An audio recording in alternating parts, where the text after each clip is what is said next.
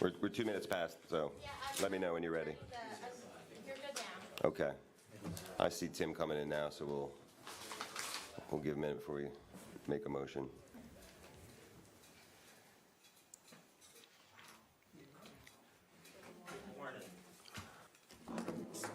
Okay. For expedience, while you're in motion, can I get a motion to go into session for our workshop and special meeting? Yes. So moved. Not yet. Yes. I make a motion, Is it working? I don't know, Yeah. keep talking. We have a motion. We got a motion second. I'll second. Yeah. All in favor? Aye. Okay. All right, so we're here. I don't know that there are any additions or deletions. We may end up deferring some things, but we're not going to delete anything from the agenda as of yet. The first item on our agenda actually is the swearing in of Candace Vessella to Lewes City Council to fill the unexpired term. So, Anne Marie, will you be taking care, or? Well, so Okay, our notary, Sue Ann. I will read it, but our notary is Sue Ann, so she will, Notarize. yes. And for all those in attendance, Candace was agreed to do this, was voted in at our last public meeting, and as soon as this is over, she'll be a fully vested council person. There you go, Kiddo. Please repeat after me.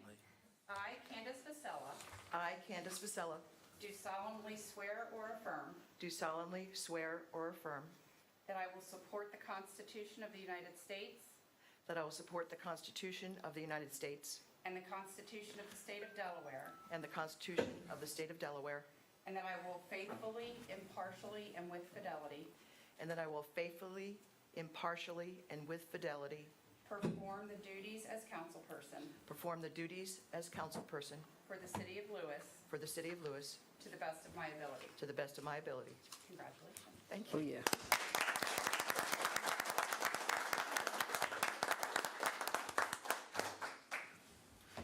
All right, so hurry up and sign so you can help us out. Yeah, you're not getting any time off. Thanks, Candace. You are moving in. You are, Okay. not mine. I just turned it off. Yeah, we're going to have that. Okay, so, In that seat well from last year. okay, so the next appointment is to actually fill Candace's now vacant role on the Parks and Rec Commission. So that is Stango Park, is that correct? So it's the Stango Park Parks Commissioner. And I'd like to nominate, based on the names that were put forward, out of those, I would like to nominate Bill Alderman for Parks Commissioner. Do I have a motion to approve that?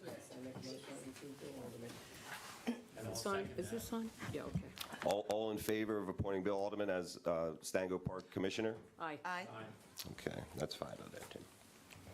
Okay, the next item on our agenda then is the presentation of possible action on an appointment to fill the Board of Adjustment, again, through her unexpired term. And this one I am going to defer. We have, again, several candidates, but due to constraints of FOIA, we have to do onesies when we sort of talk and vet these folks. So unfortunately, we haven't come to have everyone had that opportunity with different candidates. So that one, can we defer that to our June 13th meeting? There's nothing on their docket. Is that That's fine. fair to say? Yep. Okay.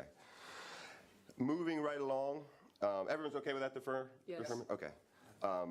The next thing is the presentation of possible action on 2 members of City Council to serve on the Use Coordination Committee for nonprofit rooms in Margaret Rollins Center. And Amber, you provided, this comes out of the agreement that we have with LHS, Yeah. I think. And The lease agreement. before we appoint, I'm not sure we'll do it today. Could you just give us more context on is it a voting? Do they give direct input? Is it an oversight? And what's the expectation? It's an oversight committee, so there's what is called in the room, in the lease, because it was known as that in the former library, the periodical room. And it states that the landlord and tenant agree that the periodical room on the first floor of the premises is designated for displays and exhibits by nonprofit organizations based in Lewes. The Lewes Nonprofits authorized to utilize the periodical room shall be determined by the Use Coordination Committee as established herein. And then when you go to the Use Coordination Committee, it says that that shall consist of 2 members of Lewes City Council, the city manager, and 2 members of LHS appointed by its chair or president. So just simply say yes or no in regards to what is being put there? Yes, to just have some oversight. And just to give a little more context, the Greater Lewes Foundation has offered to coordinate that space, but again, without the use committees, saying yes, no. Okay. it- So they are voting, essentially? They are voting, Okay. yes. And how often would you say is it periodic? I would say rarely. They Rarely, haven't met okay. since the You okay with that museum opened, and, at this point, if the use committee, and again, I don't know who LHS is going to have and what their position's going to be, but if the use committee agrees to delegate the day-to-day oversight to GLF, it's possible that they could meet, maybe once a year just I to make see. sure. Okay, But yes, okay. But the assignment of GLF to the oversight of this room does not to take away any oversight or No. participation that we have in this. no, because correct? this language is in the lease. Correct. So that is the methodology. It's possible that GLF could play a role if the use coordination committee desires that. So, okay, all right. I You want to see. defer, or So, you want yeah. to? No, go ahead and do. So are you two okay? Sure. Serving on that committee? Okay, so I'd like to, we'll get this one out of the way. We'll get I recommend Councilperson Jones and Councilperson Ritzer to serve on the Use Committee. Okay, with LHS. thank you. Can I get a motion? I make a motion. Okay. Candace has made a motion. Do we have a second? We can second. You shouldn't second yourself. You can't Can we get a second second from you, yourself. Khalil? Yeah, I'll second. All right, all in favor? Aye. Aye. Okay, thank you for agreeing to do that. Yeah. You're welcome, you're welcome. All right, so let's move on now to the ARPA, and we acknowledge that this has been, long discussion, but I think in our last meeting, we mentioned some dynamics have changed with some of the groups, so before we sort of go into actually allocating the funds, we were hoping to get one more sort of overview of your needs and their use for the ARPA money. So I don't know. Who's up Do we first? have an order here? Let's see. We don't have an order. Okay. And both Family Promise and Milford Housing have PowerPoints. You don't have a PowerPoint, do you, Steve? Do you guys have a PowerPoint? Okay. So, Okay. but I think, Okay. Steve, since you're emergency management, do you want to come on up and go first so you can be at the disposal of the community after this?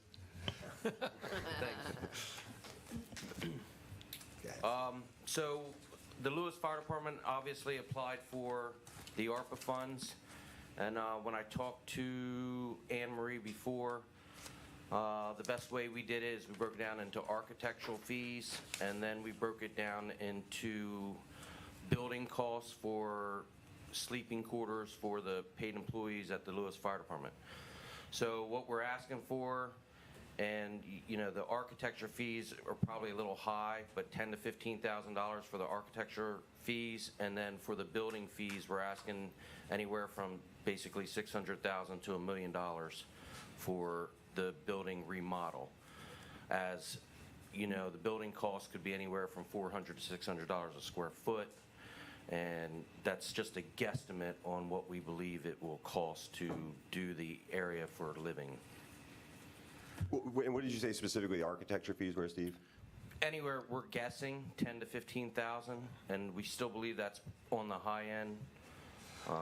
And But- do you have, for this 600K portion, do you have other So are you going out there and soliciting funds for that project specifically? So basically, right now, we're just in committee. The department has formed a building remodel committee, and we have met, and we're meeting again on June 8th. We've come up with some preliminary plans, and then from that point, we need to go out and try to solicit bids to just even see what it'll cost to do the job.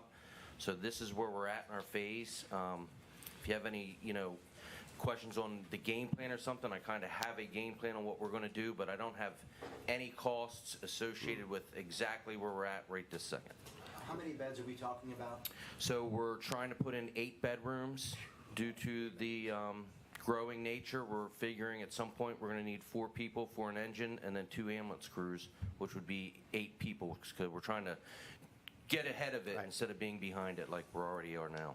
And that's the thing. What are you doing now? There's no provision? So we have a bedroom, but due to COVID, now we've got one person sleeping in one room, which is a huge, let's say, 20 by 20 room, and then we got another person sleeping in like a 24 by 24 room, and it's just taking up all kinds of space. So we've designed a plan to try to get 8 bedrooms up there, make them, say, 10 by 8 or 10 by 10, and make it so we can have 8 bedrooms up there, fix the bathrooms for them, and just do some other stuff. And do I understand correctly that you have not identified any other funding sources for this? Is that Basically, correct? the funding source that we'll have to do is the donations that we get, and Right. then because everything's in a general fund, and then we'll have to go get a loan from the bank, Okay. and then borrow money to do like we always have for any remodel or build that we've done in the Thank you. past. Do you have an estimated time frame for your committee's work? So the committee, like I said, is meeting June 8th, and then hopefully by that point after that, we can take it out to bid to get an idea of what everything's going to cost. So I figure a month to 2 months, and then hopefully come September, approval from the department on the estimated bids, and then go from there. Okay. By September? I'm hoping. That's me being probably a little ambitious. Okay. Just due to the amount of building, I don't even know how easy it's going to be to get a contractor in there to start the work. I just don't know. Could you talk us through that process for the fire department in the sense of you have a committee? How does that committee then work towards sending out bids, and is that all done in-house? So the committee will just take care of everything. The committee will come up with a game plan. We have some preliminary drawings, and then we'll take those drawings, go to an architect, figure out what we can and can't do, what walls can and can't be taken down. And then from that point, we'll go to, we'll send it out to bid. The committee will review the bids and then send it to the company floor on which bid they choose, why, and then go for a vote from the department. Okay. And some of us in the group like to do field trips. Is it okay if there's people always there? Can they come and see what physically where you plan to do this? So June 8th, I should have a good set of preliminary plans Okay. on what we're planning on doing, and then if you contact me anytime, and then I can set up a time that anybody wants to swing by there, if it meets that I can take you through. If not, it'd just be easier because I'm in the middle of the project to take you through, but show you the whole overall game plan. I understand that, I don't know what you can allocate towards it and how it's all working, but I can show you the whole goal and then go from there. Thank you. Any other Carolyn, do you have any questions? No, I'm fine. Okay. So Steve, if you were provided with ARPA funds for a portion of this, where would you look to get the rest of the monies to proceed with the I think project? we would have to look at our general fund, see what we can borrow or not borrow, just use out of that. Then everything else we'll have to get a loan through the bank, and our treasurer handles all that. Anything you can, yeah. Yes. Thank you. I appreciate it. All right. Thank you very much. I guess I'll look forward to hearing what's our next step. Thank you. Stay safe out there. Take care. Thanks, Steve. Thank you.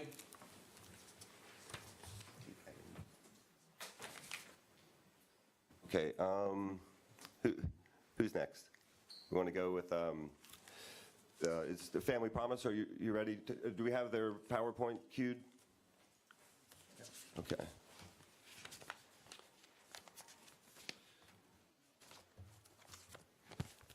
Thank you for coming. Thank you for this opportunity. We would like to ask the permission. Could you just introduce yourself and your group? Yeah. Yes, okay, this is Family Promise of Southern Delaware. My name is Elaine Zimmerman, 418 West 4th Street. Hi, my name is Kathy Dreesen, and I live in the city of Lewes, 47 Bay Breeze Drive. I'm Dale Smith, the board president. I happen to live down near Ocean View. Thank you. We would like to go through a prepared 7-minute program, and then from the 5 to 10-minute time slot we have, we are absolutely willing to answer any questions you have, but we rehearsed it, so we'd just like to blast through it. All right, Family Promise of Southern Delaware asked the city of Lewes for $60,000 to $70,000 of ARPA funds for a qualified professional caseworker, who would also be a social worker, to help local families with children become stabilized. ARPA, the American Rescue Plan Act, passed to deliver direct relief to the American people, rescue the American economy, and start to beat the virus.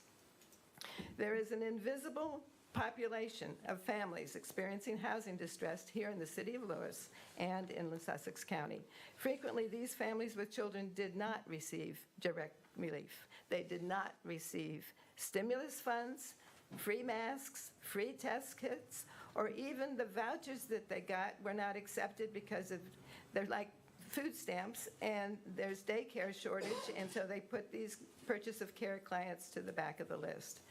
These people are living in their cars, tents, sheds, or motels all around us, and they have fallen through the cracks. Why are we coming to Lewes? Quite frankly, it's because it makes sense. It makes sense because half of the board lives here in the city. We are compassionate. We are doers. We have a wonderful church community. We work with the high school. There is a man named Craig Warrington, who is a federally funded McKinney-Vento homeless liaison for the Cape and Lopin High School. They have well over 100 families of children who are in the schools. We work with them. They give us people to give service to, and vice versa. People in Lewes are tenacious problem solvers. For example, there was a walker on the Lewes bike path who happened to see a family in distress and figured out how to call Family Promise, and Kathy in a few minutes will tell you what happened from there. But we believe there should be safe, decent, and affordable housing opportunities for all families living in or near the city of Lewes. Okay, can I have the next slide, please? So Family Promise is a national organization. It's a network of over 250 local affiliates. Each local affiliate runs their own programs, their own business. There is another affiliate in northern Newcastle County. They've been in operation for about 10 years now. We just got started here in 2019, but as we've gotten started, we've raised a lot of awareness, raised funds to be able to do what we want to do. Family Promise National provides a lot of support to all the affiliates. Next slide, please. Oops. It's the banner slide with the Go backwards. back, please. Yeah, Yeah. that one right there. Family Promise provides a lot of toolkits for all the affiliates to follow the same procedures and processes.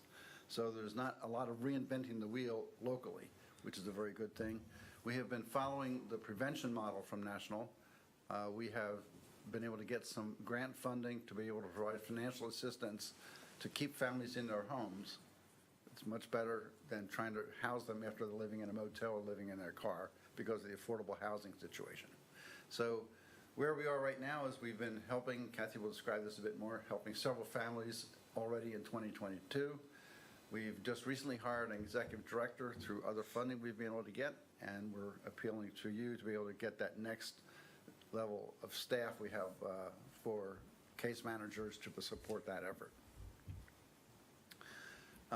The Family Promise model is something we're going to be adopting here. We started with prevention. We've gotten some funds for that. And the sense is now we want to start looking at how to provide transitional housing for families in need. And so that's part of our next step to work with the funds we're going to be getting. Next slide, please. Distressingly, the Housing Alliance of Delaware, who is the HUD grantor, manager for the HUD grants for the state of Delaware, they're required to do a point-in-time count every January. And over the last 3 years, the number of homeless, from homeless men, homeless women, or whatever, has increased. And distressingly, the number of families with children has increased about 3 times in the last 2 years. So family homelessness is definitely on the increase in this area. Okay, next slide, please. All right.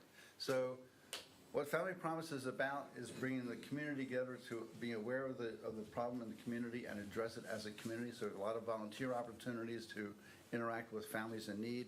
We do engage with churches who often have ministry teams that look out for the needy. We do want to prevent homelessness, and at some point we'll be having some bridge transitional shelter to provide a space for families to get as they get recovered. But why we have a promise is that as families go through our program, we stay with them so that the family homelessness is rare, brief, and non-recurring. Hi, thank you for indulging us this morning. We appreciate your time. I serve on the board of directors of Family Promise, and I also serve on the Family Advocacy Committee. DLOT here helps me with the Family Advocacy Committee, and we have one other volunteer. By education and background, I happen to be a geotechnical engineer registered in the state of Delaware. So I want you to know I'm very unqualified to be a case manager, okay, right from the start. So far in 2022, we have helped about 15 families, mostly in the prevention arena. We've been paying rent arrears, we've been paying utilities, and we've been assisting families in that manner. But nevertheless, because we're out there, because we are promoting ourselves, because we have been introduced to many of the congregations, calls come in. And there was a walker on the bike path by the library, and she noticed a mother and 2 kids living in their car at the Lewes Public Library. And so she asked her if she needed help, and she said she did. And she had enough initiative to get her name and her phone number and give that information to Lewes Presbyterian Church. And Lewes Presbyterian Church, in turn, got in touch with us. And, you know, her problems were multiple. And what we did is we put her in a motel for a few weeks. We bought her a smartphone. We got her diapers, we got her food, and I filled her car with gas. I actually drove her whole family to the consortium because her car was so out of gas. And then I got in touch with Craig Warrington at the high school and made sure that the bus could pick her up, pick up her 3-year-old at the Red Mill Inn and take him to the consortium. And with her smartphone, she was able to get in touch with another church in Milford who said they would put her up in a motel for 60 days and try to get her, you know, on her way to getting a job and childcare. I just, you know, want you to visualize what a hodgepodge this is right now and how much more we could do with a licensed social worker other than a geotechnical engineer. I'm actually meeting her this afternoon to put gas in her car again. So this is not an old case. This is an ongoing case. So I just, you know, we are asking Lewes to help us fill this gap. There is no social worker along the Route 1 corridor at all. There are only 2 social workers in Georgetown. And so, unfortunately, the Red Mill Inn isn't even on a bus route. So people have to walk all the way to Ace in order to pick up a bus. So this situation here really needs help. And, you know, a lot of these people are working, but they're working poor. So thank you. Thank you for your time. Any questions Do you for have her? any questions? I just had and I think I've raised this, it's a concern just about the sustainability of the funding. Is that if you're using this, for it to hire a salaried employee that we have ARPA monies this year and potentially for use next, but how does that sustained over the years after that if Lewes doesn't potentially have these funding sources that we can tap into? Right. Well, the more people we help, the better we are able to apply for grants, and the more comprehensive our services are. Again, we can go after HUD grants. Right now, in the situation that we're in prevention, it's not possible to make this leap into HUD grants when we're actually not providing transitional housing and housing for housing where they're in a lease and we're supporting them. So you need to get established in that respect So first. Melody is kind of our. I have a couple other questions But first. she has something that is kind of important. Okay. So that might lead to other questions. I've been working with ARPA in Milford a considerable amount, and based on our research, it's not eligible to hire a salaried employee that has not already been hired under ARPA funds. Now, what can happen is funds can be sent to other opportunities, and you can correct me if I'm wrong, Mr. Mandalis, but we could displace funds for a salaried employee, but providing funds directly for a salaried employee is not eligible. I was actually going to ask that. Right. I do appreciate you saying that, because if we give our money simply as a grant, again, this kind of gets into the oversight part. Is how do you ensure then, or are we in the clear if we just simply provide it as a grant and they choose to use it how they see fit? All grantees have to comply with ARPA eligibility so that the grantor is not responsible for paying back the money. Right. Right. And So we could, go ahead. alternatively, right now we're capping our support at $1,500 a family because of the amount of funding that we have right now. But you can understand if you try to approach somebody that's looking at last month and a deposit, that's more on the order of $4,500 a family to get them into housing. And so, it's fine with us if the grant was for direct support of As opposed to- diversional and housing. If that is what's required of ARPA. Kathy, may I ask you a question? When you just described a $1,500 cap, what is that, please? Can you Well, explain that? Because of the amount of money that we have right now in our treasury. Right. Okay, what we can do is usually that will support perhaps 3 months of utility arrearages, perhaps 2 months of rent arrearages. Unfortunately, once we hit Memorial Day, it won't even get us 2 weeks in a motel. Right. Okay? And so, we can exceed that, but we have to go to the board on a case-by-case basis to assist a family. But, that is what we've imposed on ourselves right now. I see. That is not being imposed by an agency. And that $1,500 is per family, regardless of the size of the family, is that correct? That's correct. Okay. But as I said, it's a case-by-case, it's self-imposed. I understand. Restrictions so that the Family Advocacy Committee doesn't go crazy. Right. Does the hotels adjust their rates for you guys? Matter of fact, this situation is very grave here right now. There was a restriction put in on the motels that they would only house people for 29 days, and then they had to move out. So that specifically excluded us from having Long-term. people stay in motels for a month. That restriction was placed by whom? The legislature. Okay. Okay, the legislature did that. So the only motel that we can rotate through right now is Red Mill Inn, because it had an agreement with DHSS. Okay. And also, too, now we're past Memorial Day, and no, to answer your question, Right. there are not special rates for us. Okay. Okay. Many of them are outside, even in sheds up there at Home Depot and Lowe's, or in their cars outside our buildings right here in Lewes. They're here in our parks. But it's at least warm weather. But I was thinking about hurricane season this year. Really? This woman was, she was trying, she was very resourceful. She was actually like sponge bathing her kids in the restroom of the library so that her kids would be clean to go to the consortium. And so, a church in the Love Jesus Temple is going to put her up in a motel in Milford. And there's more motel operations in Milford than there are down here because of the beach, because of Memorial Day. And also the rates are better up there. So, but. And your chapter, I think that's what you call yourselves, right? Does that extend up into the Milford area? Yes. Okay.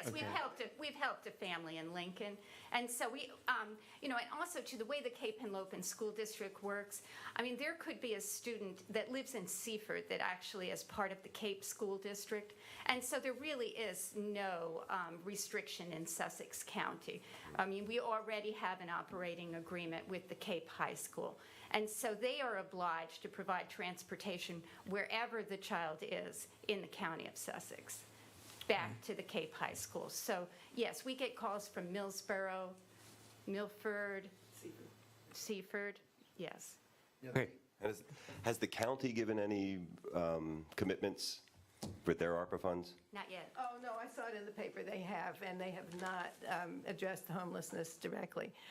They've done a lot for the water, rebuilding the wastewater management. It's in this past Cape Gazette. Okay. They did, however, give grants to small nonprofits like us, but the ones they chose to give money to were more related to COVID. Ours is related indirectly to COVID, but I think these were more directly. And their decision, you're completely out of their granting, is that correct? I think they've made the decision right now, just this past week, as are other communities. On the other hand, we've been talking to them, and we have support from, Mark Schaefer supports us. We have some people who really, because you all said to us earlier, we wanted us to collaborate, and we have contacted everybody. Unfortunately, this is it.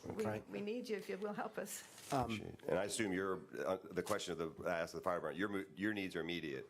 If we gave you a grant, you could use it immediately. Yes. Okay. And the other thing is we really are growing and growing and growing. We're making about $10,000 a month in terms of money coming in. We are going to get to that sheltering. When you have the largest national homelessness for families organization in the country, we've got a lot of support, just not financial. Sorry to cut you off. No. I just had a quick question. And your organization and your mission is completely laudable, and as far as I'm concerned, very, very deserving of support, not only from us, but as you mentioned, from the community. So thank you for all what you're doing. Just a quick question: have you also approached Milton and Rehoboth as well for ARPA funding? Milton is also doing water. If you've checked them, it's completely going to water. Rehoboth, I don't remember exactly, but I believe they're doing, it makes me feel like BPW here is going to do well today, but it seems to be the one everybody's doing. But I want to just go back to what I said earlier about why this ARPA funding was originally passed. Oh, yeah. And if you look at direct money to people in need, that we're going to be able to get to those people, and they haven't received anything. I appreciate that. Thank you. So if I might add, we do have an agreement with the Cape Henlopen School District. Yeah, They got ARPA funding for children and homeless youth, and we have a 3-year arrangement to get funding from the school district for our mission. Oh, And interesting. that's through ARPA. And I think it was Elaine who spoke about the transportation agreement between. Well, or maybe it was that transportation she talked about is a requirement of the McKinney-Vento Act. So there's a federal act that established these liaisons in every school district. And so if a child should become homeless and happen to move out of the school district, they still have to be transported to their school by this federal act. But you're not, this child you described, who I think you said lives in Seaford, but is in the Cape District, Yes. is not being transported at Cape's expense, is he or she? Yes. Really? Yes. So The the McKinney- Cape is running a school bus out to Seaford to Yes. provide service? Yes. The McKinney-Vento Act requires every school district to provide educational services to the students in their purview. And so, yes, there are situations like that where a family might have been able to relocate and double up with a family over in Seaford, but that student is still a student at Love Creek, right? So they have to be transported there for that school. Can I ask this one last question? What is your annual budget? Our annual budget right now is $120,000. We are hoping to get to at least $200,000, if not in 2022, 2023.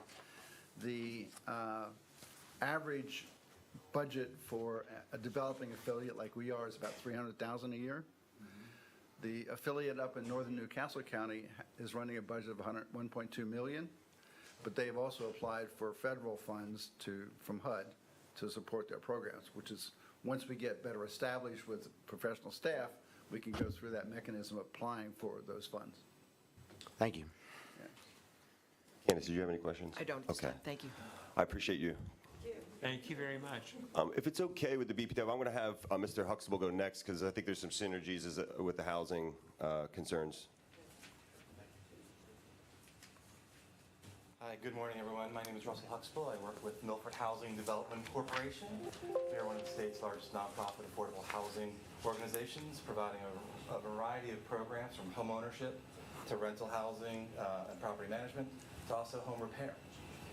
So I know we're talking about the Dutchman's Harvest project, which you guys have probably talked about ad nauseum. And I wanted to kind of go over a little bit on why we are making this request to you all today.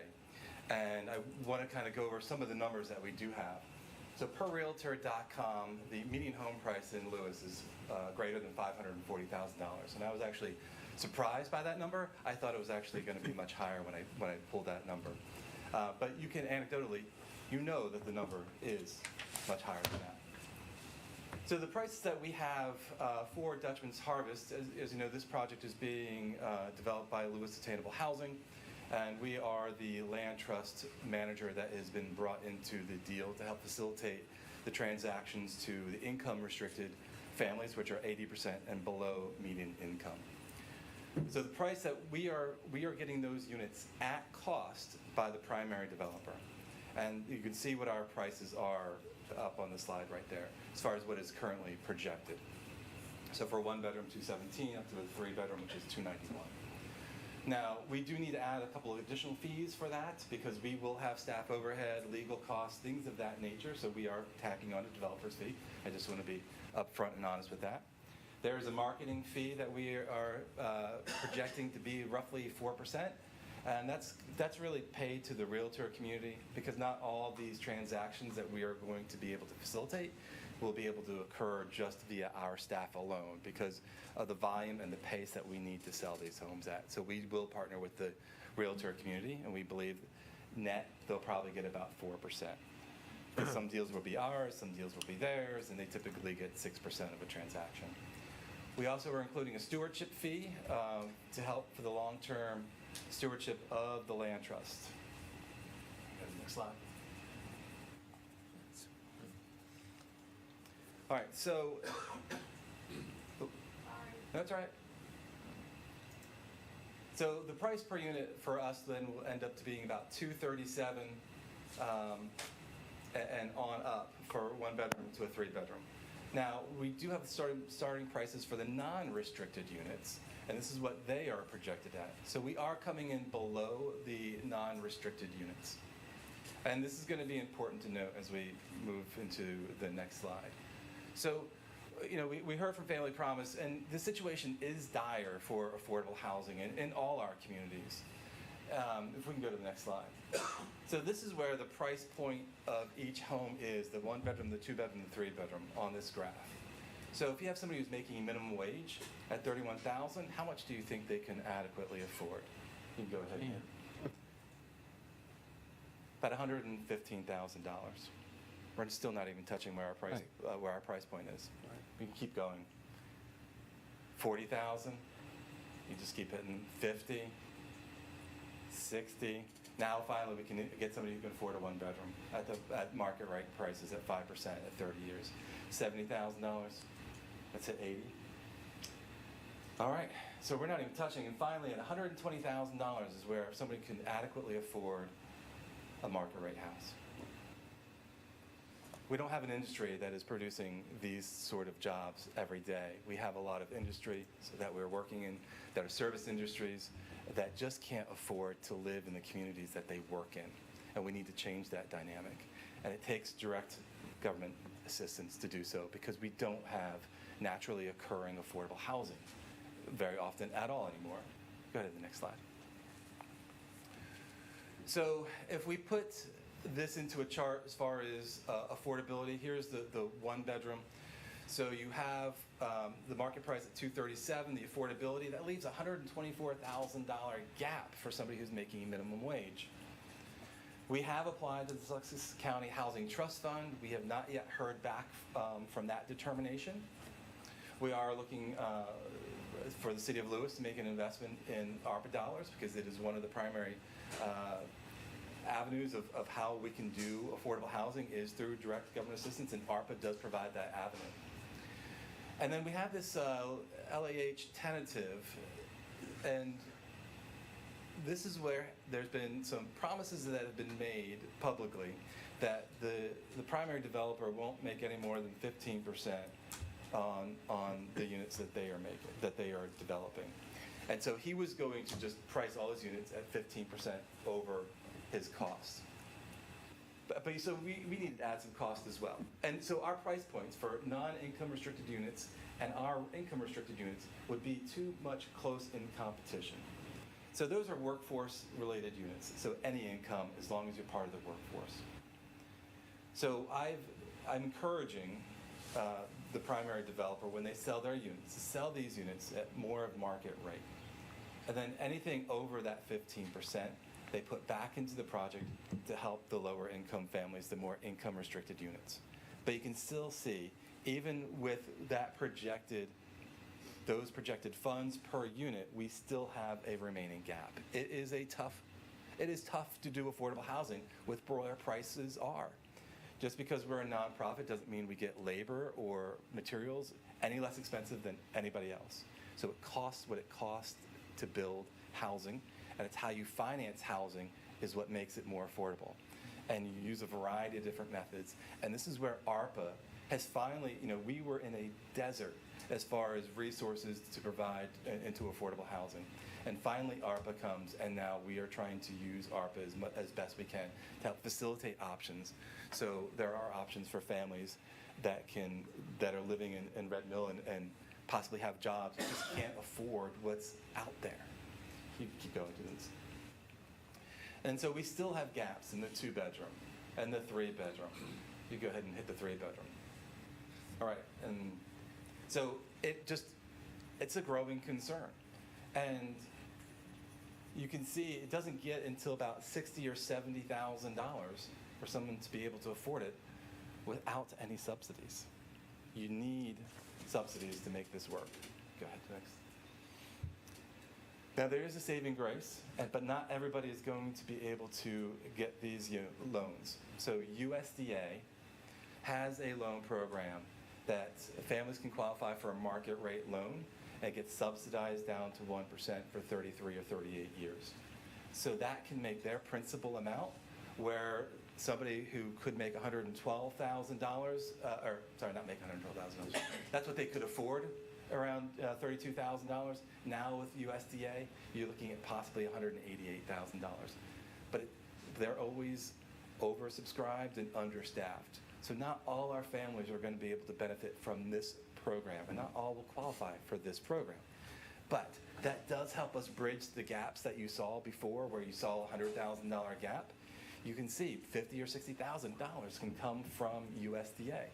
And that takes a lot of work to facilitate those loans and get those applications in. And not everyone is going to be able to be served by that. So we do have market rate loans that will need to be out there, and they need subsidies to make it work. And this is also an illustration of how rental housing would work as well, because you're not supposed to be spending more than 30% of your income toward rent. And so this is the same thing with a mortgage. And so what are the rents out there? $1,500, $1,600. So we have families struggling every day. And so with this program and with this investment, it will go into a land trust. And so that investment will be perpetual. There'll be resale restrictions. So the person benefiting today, when they sell the house in 10, 15 years from now, there's going to be an organization, us, that will say, okay, there's a resale restriction, there is some equity that you get, but we are going to be able to sell it to somebody who was in your position 15 years ago. And that's why this sort of investment is perpetual and sustainable. You know, we'll have work to do in 10, 15 years when the price of median home price you saw is $540,000. 15 years from now, it'll probably be $700,000, and our incomes still don't match that what is out there. So thank you for your time. It is a very difficult thing to provide affordable housing solutions, but this is what we do and what Family Promise does. And yes, there are some synergies within the two avenues of trying to provide affordable housing solutions. So thank you for your time. Russ, as I recall, could you refresh my memory around, there is a restriction that they can't, if the affordable housing piece, they have to have show that they are working within the general vicinity, right? Like you're not selling these to people and then they're going off to, say, work in Berlin, for example. No. Can you talk about that a little bit? Yes, so from my understanding of the deed restrictions that are currently in place, all the units will be workforce restricted. Right. So all 140. All 140 will be restricted to folks who are working in the local workforce. 40 of those units are restricted to folks making 80% and below median income. So you're talking $50,000 or below. And that's a really tough market to sell to. And then the second piece to that is you mentioned the equity, and I had some previous conversation about it. Could you talk through that again? Is how are these folks building equity, and how is that paid out, as you say, once they're out of that threshold of income and are no longer eligible for the subsidized? Sure. So once the person moves in, there's going to be a deed restriction. So there's an equity share agreement between the organization and the client, the homeowner that has moved in. And that dictates the resale restrictions.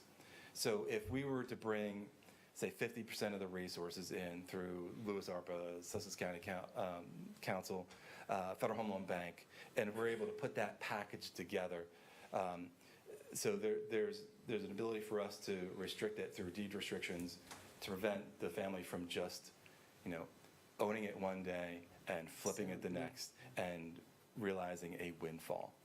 So it is going to be protected. And I didn't bring it with me, but we did provide a model to the city as far as what that resale restriction would look like. And the last question I have is just, is this, would this funding help the project? Is it stalled, or, is this going to help move the project forward? So as far as that stuff is concerned regarding the primary developer, no, things are moving forward. What this will help is it'll help achieve and reach the lower income families who desperately need this opportunity and this opportunity does not exist out there. And so that's where, if the project were built tomorrow and said, okay, you need to sell that house, we just outlined the gaps that we have. We need to plug those holes right today in order to be ready tomorrow. Russ, you when we met a few weeks ago, one of the things that you brought up was that there's some sort of a time frame involved where if you don't get the 80% and under homes sold, they would revert back to the overall developers. Do you want to explain that? Because that was kind of news to me. I remember that from several years ago when the proposal was first hatched. I think we'll still get those units, but just what we want to make sure is those units are sold in a manner that's consistent with the overall development of the unit rather than being pushed. Okay. And so what will end up happening is we'll get a loan. If we didn't have a buyer immediately right away and all the subsidy sources for that, this is where we plan on stepping in and purchasing that unit so we can secure it. Okay. So when that person is ready, in a period of time, that unit is still available because we can't let this opportunity slip for this community. Let's see. That's interesting. Are we open? Yep. I have several questions, thank you. Can you describe to me what percentage, you mentioned development for fees that you all would collect. How much are they per unit? I think on the one slide, it's 5% of the transaction would be, 4% is developers' fees, 1% is the stewardship fee, and the other 4% was third-party fees that would be to the realtor community. So it was overall close to $20,000 altogether, so you'd probably be looking at about 11 to MHDC. And in the example that, I was a little surprised to hear about the transaction fees associated with normal brokerage or real estate sales, that's going to actually be applicable here. Because in fact, it was my understanding that your predecessor, and it would actually be beneficial, I would appreciate understanding how your organization came to be the I don't know what I want to call you. The land trust. The trust, yes. Yeah. First of all, the land trust idea, I don't recall that being the legal description of the previous, of the Diamond State. Were they described as the land trust before? Yes. They were? Yeah. Okay, that was an oversight on my part. How did you come to be the land trust instead of Diamond State? And then I have some other questions, but I would like you to back it up and tell me that. For that, so we were engaged by Diamond State Community Land Trust to provide some technical assistance during some pre-development work. And so we were brought in, kind of help to consult them, to kind of guide them. They went through some organizational changes, and so that executive director left the organization, kind of was left up in the air as far as how they were engaging with the primary developer. We were invited in at that point in time to provide some stability because we have, our organization's been around for 45 years and we have a great deal of experience and expertise in this field of affordable housing, including land trusts. I see. And your experience, your organization's experience is not just in the state of Delaware, is that correct? Even though your name is Milford Housing? Yeah, our name is no longer indicative of where we serve. Okay. We serve the entire state of Delaware, Eastern Shore, Maryland, Eastern Shore, Virginia, and we've actually done some properties in West Virginia. I see. Thank you. I am getting back to one of my concerns and I am surprised that there is the expectation that a normal real estate 4% commission will in fact be earned with these purchases. Because in fact, you all are lined up. I thought Diamond State was originally committed to acquiring around 32 units. I think you mentioned now it's up to 40 units. I think that's possibly more than what was originally expected, but I guess It's always been 40. It's always been 40, okay. Nonetheless, I'm surprised that there would be a transaction cost when you are in fact buying wholesale, so to speak. That the market rate might be 4%, but you are one buyer, right? And you're making the commitment to acquire the units, and I'm just surprised that there is such a requirement. It wouldn't be costs that we are from the primary developer to us. That's not part of that transaction. I understand. So when we have that many units that we hopefully will be available, we will need to approach some realtors to help list these properties. And You're not able to market them yourself? we will.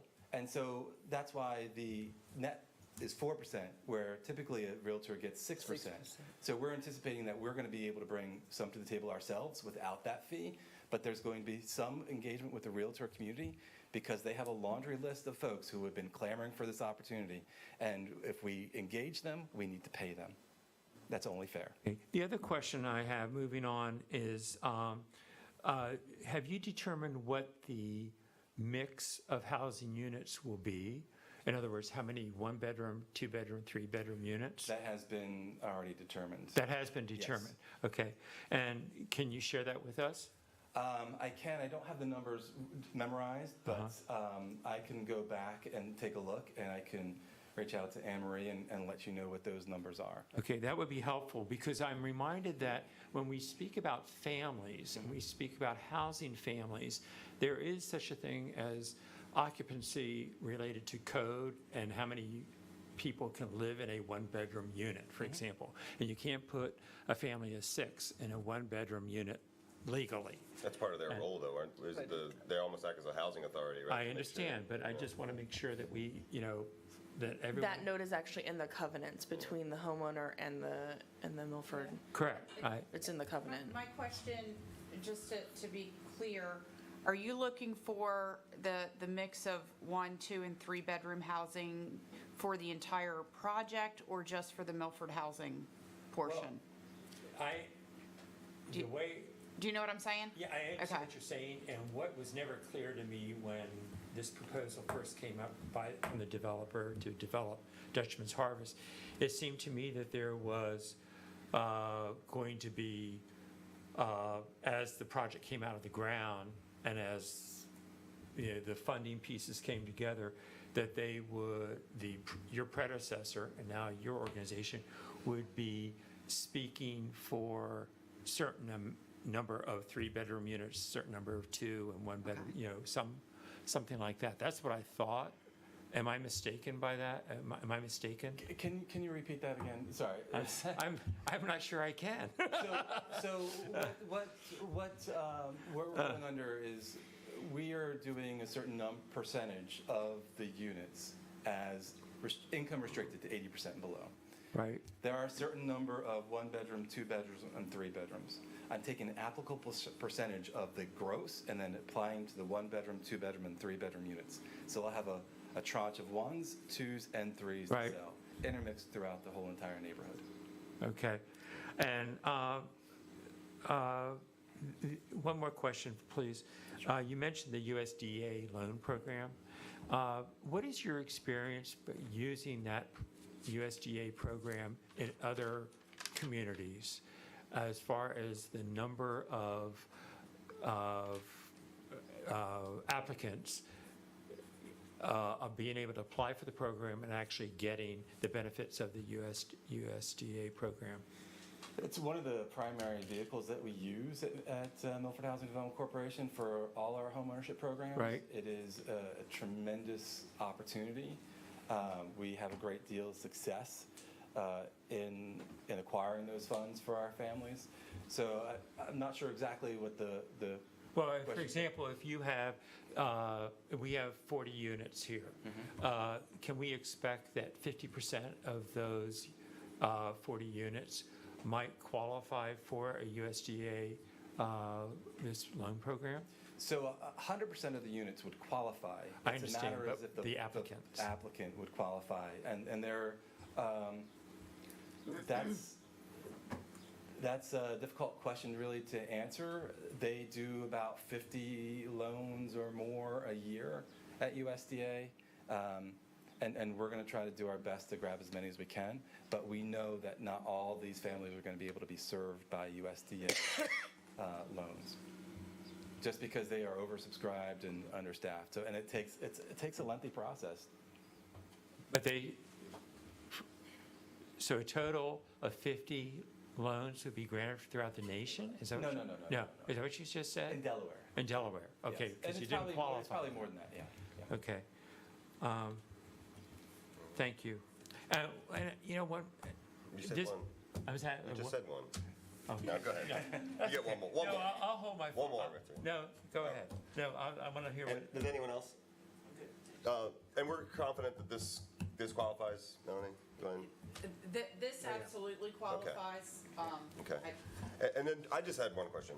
The gap analysis you showed presupposes that would be the full your full ask, like 15K per unit. That's Yeah. what you're showing up there. That's right. Okay, and you don't have any other sources? Well, we have we that- have applications pending, Okay, and so those would be with Potential the other Sussex County sources. Housing Trust Fund. okay. We will make an application to the Federal Home Loan Bank of Pittsburgh. Their application is due in August, but you don't find out until December. Okay. And then we will continue looking at other sources as well. And we're hoping that and I know I put it as a per unit amount with the Lewes Attainable Housing portion, but that could be, that could grow per family. So somebody might need 25, somebody might need 35, and it's going to be us to be able to plug those holes. If you're saying 15,000 for 40, 15, yeah, per unit. Per unit. and it's 40 Times units. 30, 450 is what they're 30. asking for. Right. Yeah. Right, okay, thanks. Right. Thanks, Russ. Yeah, Appreciate thank you it. very much. Yep. Did you have your last question? I mean, Yeah, go ahead. I'm going to talk. No, he doesn't, he doesn't, he doesn't. Yeah, I do have one more thing, but I'm going to I'll talk to you You can ask. privately. Okay, thank There you. you Thank you very go. much. Thank you. And I think, is BPW the last presentation? Thank you, gentlemen, for your patience, and come on up. Come on And down. please introduce yourself. Austin Kalman, General Manager for Lewes Board of Public Works, and I'm joined by Tom Panetta and Preston Lee. So about, I'd say a month or two ago, actually the board submitted a letter asking for about $1.25 million of the overall funding that the city received. Just following up on that, we have a budget, a capital budget that's over $40 million. We just had a study done by GHD. GHD came back and looked at all of our pump stations, our headworks, came up with about $2.5 million of work that would go into the pump stations. We're already spending about 1.75, which is funded through the WEAC, through state funding, SRF program. That's for the headworks and the pump stations. Obviously, we had the headworks done. We went for emergency funding. The headworks is right around 1.3 with a little bit of contingency because we all know what the market's like. Add in the 2.5 for the pump station work, you can see that we're underfunded there. We also have monies allocated towards the rest of the pump stations, about $500,000 a year for the next 5 years. We have a 5-year capital budget, and then we're looking at adding a water tower for fire flow and equalization, pressure equalization throughout town and redundancy. We have a canal crossing that we're looking at doing, and many more projects. Did I miss anything, Tom? No, I think the only thing I wanted to add was, as you and I talked yesterday, Austin, the wastewater treatment plant, 90 to 95% of all the flow to that facility is from inside the boundaries of Lewes, not outside. So the wastewater treatment facility in particular is heavily reliant on Lewes and Lewes ratepayers. So.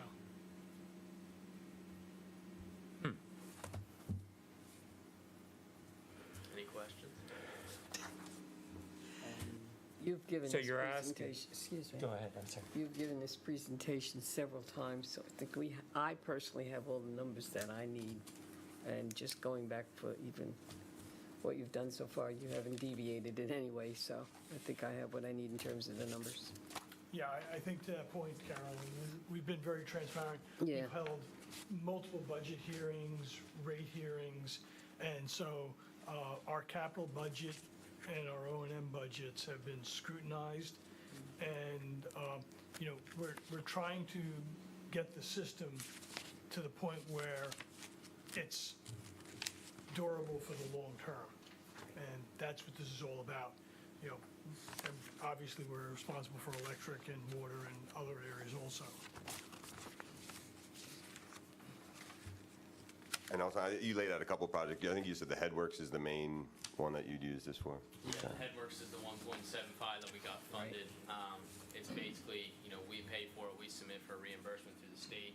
I believe it's a 2 or 2.25% loan over 20 years. And then we had the GHD study, which that will ultimately be presented probably at the next board meeting. Don't want to ruin it for you, but they said we have to spend $2.5 million on pump stations. So it's kind of Skip to the end there. it's the growing nature of the beast. I think just for the benefit of the community, could you just kind of describe at a high level what the Headworks is, the import of this of the headworks. Facility, yeah. So the facility itself takes on all the flow from the city, and obviously we have the flow agreement with Sussex County, so it takes a little bit of their flow, specifically in the wintertime, most definitely, because they can't spray irrigate. So really what we're talking about is you have 4 and 8, which are the 2 big pump stations. 8's on the beach side, 4 is on the town side. They both flow into the headworks, and then the headworks essentially screens everything that comes out of the pump stations and then pushes onto the membrane filtration. Membrane filtration is very, very good because the quality of the water that comes out is fantastic, but they're very finicky. And so if you have issues with screenings, failing equipment, it has an impact on the filters. And obviously we just put about $1.25 million into new filters 2 years ago as of May. And so we are dealing with some failing equipment down at the headworks that go from a live pack. We're changing out from a live packer to a compactor. We're bringing all the electrical up to NFP standards, adding in some redundancy, and rebuilding the 2 and the 5 mil screen, just to name a few things. And just to add to that, tangentially, some of the problems we're seeing are directly related to COVID. The fouling we're getting at the pump stations, we've had more backups at pump stations in recent times, and the fouling of the membranes is due to disposable wipes and other inappropriate things going down the drains. And that has nationwide been seen to be a direct result of COVID and the use of this material. So, we're fighting aging equipment and a change in process flow. Any questions from the table? No? No, thanks. Thank you for coming. Oh, go ahead. Go ahead, if you have a question, yeah. Yeah, I do have a question for you. In any ways, does the preliminary discussions that the BPW is having, and we as the city, the community is having with the county water authority, does that affect any part of your ask here? If those discussions were to mature into an agreement? So, as everyone knows, and we had a public workshop, we are in discussions, and we've been looking at the long-term Right. state of the wastewater treatment plant, being that it is out on the beach side. We have several options. One of the ones is to stay and harden in place. Right? The second is to strike a deal with the county and send our flow to Wolf Neck. The third is to relocate the facility. The last 2 of those are not anything that are going to happen in the near term. We're talking 3 to 5 years. By the time we get the studies done and then make a decision and then actually design and build a plant. So the immediacy of what we need to do, the headworks is at, is aging. The equipment is starting to fail. So regardless of whether we went with the county or relocated, we would have to do this work at the headworks to ensure the reliability of that plant. Okay. But the other caveat is that there's no foregone conclusion at this point as to which way we're going to go. Right. That's what this GHD study is doing, is to put cost benefits and price tags on the 3 options. We are not, the BPW is not going to wait to repair the headworks at this point, because that would just put the plant at jeopardy. Right. Thank you, Tom. What other resources are you getting money from, Tom? Well, so I think everybody's assumption is that, the city received ARPA. We thought that the state was going to receive ARPA. I think the state received ARPA 925, but the governor did not allocate any funds towards water and wastewater projects within the state. Originally, I believe that funding was supposed to be allocated for those water and sewer projects. They have since passed that on to the BIL. The BIL is stronger in early. BIL BIL is is what to what? me? It's the bipartisan infrastructure Law. law. Okay. But essentially what it is it's a sister or a brother of ARPA. It's very strong in water projects, very strong in lead, early contaminants. Right. So is there money there for you? There is, but it's heavier on water. It's very strong on water compared to what it is on sewer. There's subsidies there, but then you come down to when you put projects, because everybody's in the same boat. So all the municipalities across the state are all seeking for the same funding. They're all battling for the same contractors. What's happening is that then you start to go down through a project priority list. And so being where at Lewes, the MHI is a lot higher, it's a little bit harder to get qualified for projects because there is a push through the governor, House Bill 200, where Donovan Smith qualified for it, and that was where you took priority towards clean water and drinking water to low-income or subsidized housing. And so now when you put forth and say, okay, well, we want a project like the Headworks project, all we're getting is the same as what we would normally get, which is a $1.75 million loan. You have to pay prevailing wages on it, so there's a little bit of cost allocated to it, and then you also have to do it for 20 years. So you basically aren't getting any money there at all? Not as of yet. I mean, we put in for planning grants, which is a 50-50 match. They actually have a meeting today to basically create a project priority list. And so once we go through that project priority list, which we submitted several projects for with the help of GMB, we'll see what actually we could potentially receive. But most of what we put in for is for planning grants for potential projects like the water tower, the canal crossing. Okay. Thanks, Austin. Yep. And the only thing else I do want to say is that, the other three organizations are all, doing really good work.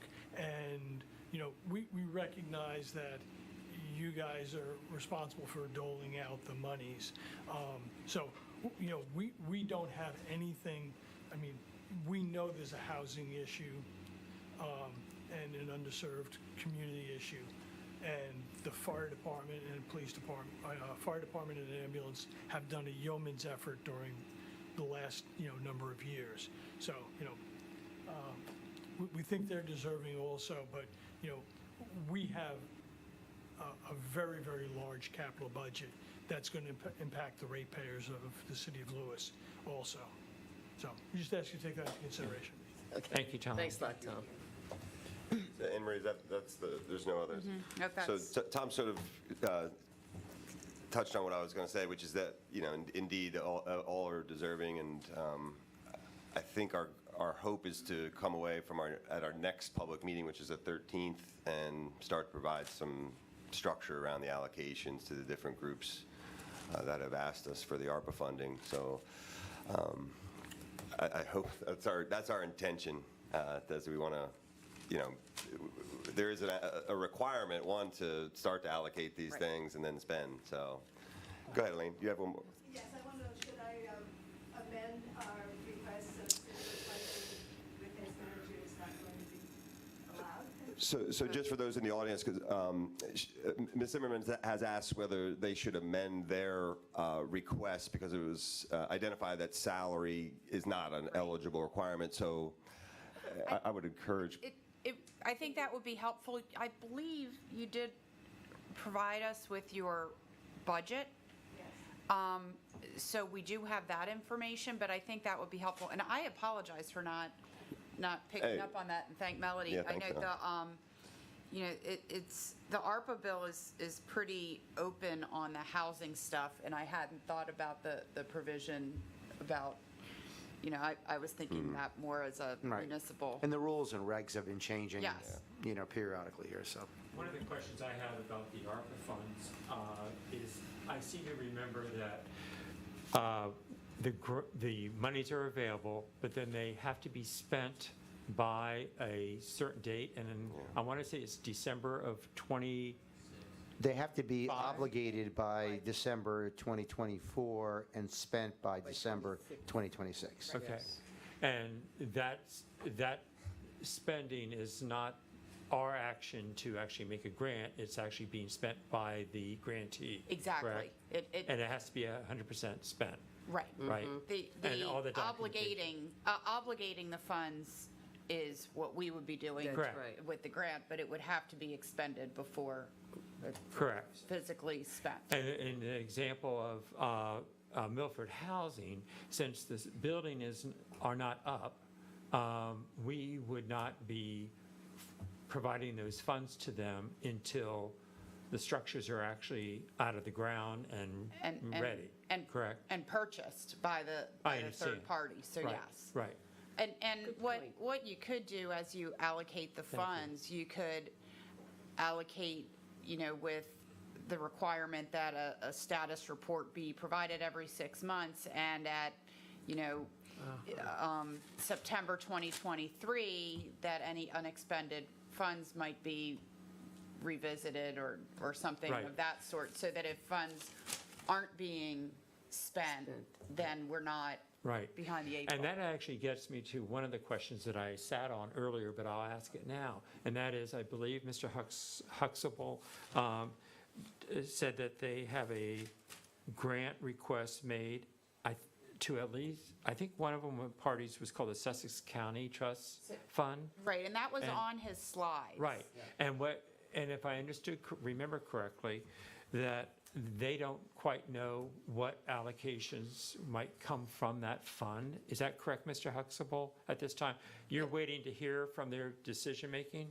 Yes. Okay. We made the application, we're just waiting for their award. Right, so if they came through with a grant, would that have the impact of lessening your ask from us for the 15K per unit? No, his gap analysis showed all of Well, I I didn't have a chance to see Yeah, that's why I asked. Can you It pull was clear. presupposed that we Yeah. got all of those. Right. So it was, your model here was based upon everyone coming forward with fulfilling your ask, is that correct? Yeah, it's.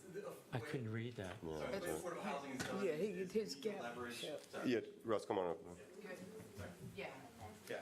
One of the ways that you do affordable housing is how you leverage a multiple number of resources into a deal. Right. Because it costs what it costs for a for-profit or for a nonprofit. We don't get lumber or labor cheaper than anybody else. Right. Costs what it costs to build. And so, yeah, we're going to need a lot of these resources, and we're hoping the USDA with that mortgage is going to be a prime player. And the LAH tentative.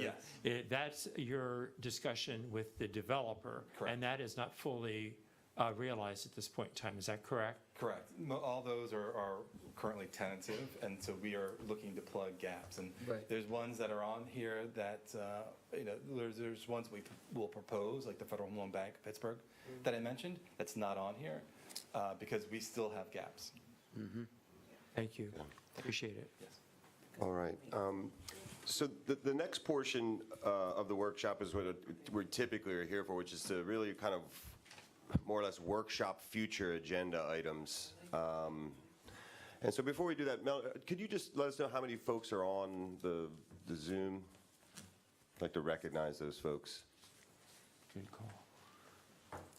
There are 14 attendees. So it looks like we've got Brooke and Debbie Volts, Frankie's on, Eunice. Jim Ford, Janet, Robin Davis, Ted, Sue Ann, Eunice. Okay, so what's the total there? About 14? Okay, thank you all for attending, and feel free if you have questions to pop a hand up.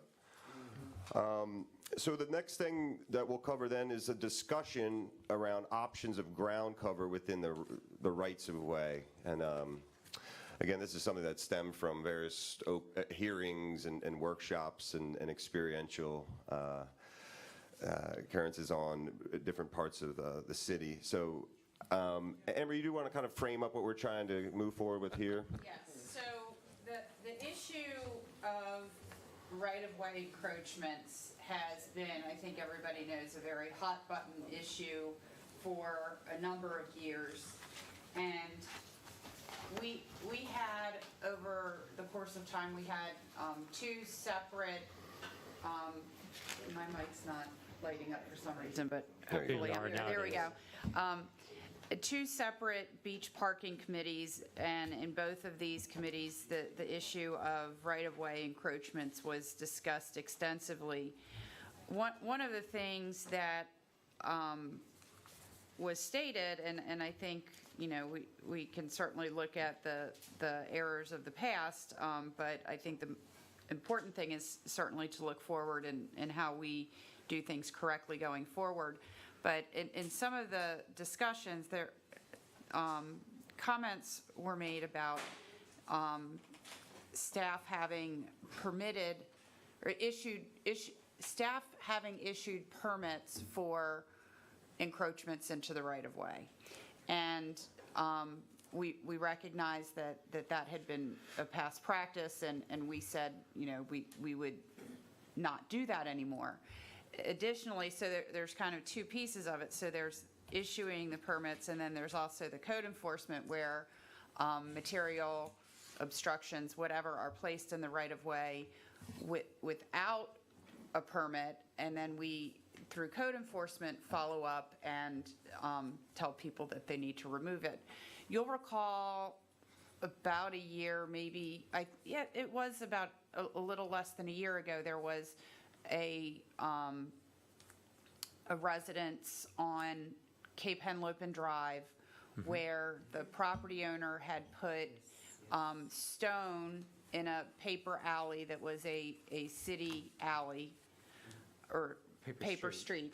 And it was stone. It was not, something tall, not vegetation. And the decision at that time of council was that it needed to be removed. So from the staff's perspective, we have really viewed the issue of right-of-way encroachment and what can go in the right-of-way as either existing condition, what's on the ground, or grass, because beyond that, you start to get, it's next thing you know, there's it's stone and there's a parking area, right, or there's mulch and now there's a flower bed and these types of things. So several months ago, the staff denied a permit for something that was to be hardscaping and landscaping, and included mulch in the right-of-way. Mulch and stone. The property owner put down sod and complied, but it raised that larger question of what are the things that can go in the right-of-way. And in this case, the property owner has, we know that we don't want sprinkler heads in the right-of-way, for instance. So right, there still seem to be a lot of unanswered questions, and it makes it difficult for property owners to understand, and even really for staff to understand what can and can't go in the right-of-way. In this one particular residence, the property owner has, provided pictures of where, to comply with the city's requirement, they placed sod so that, the ground's stabilized, and now as cars turn the corner, that's all being torn up.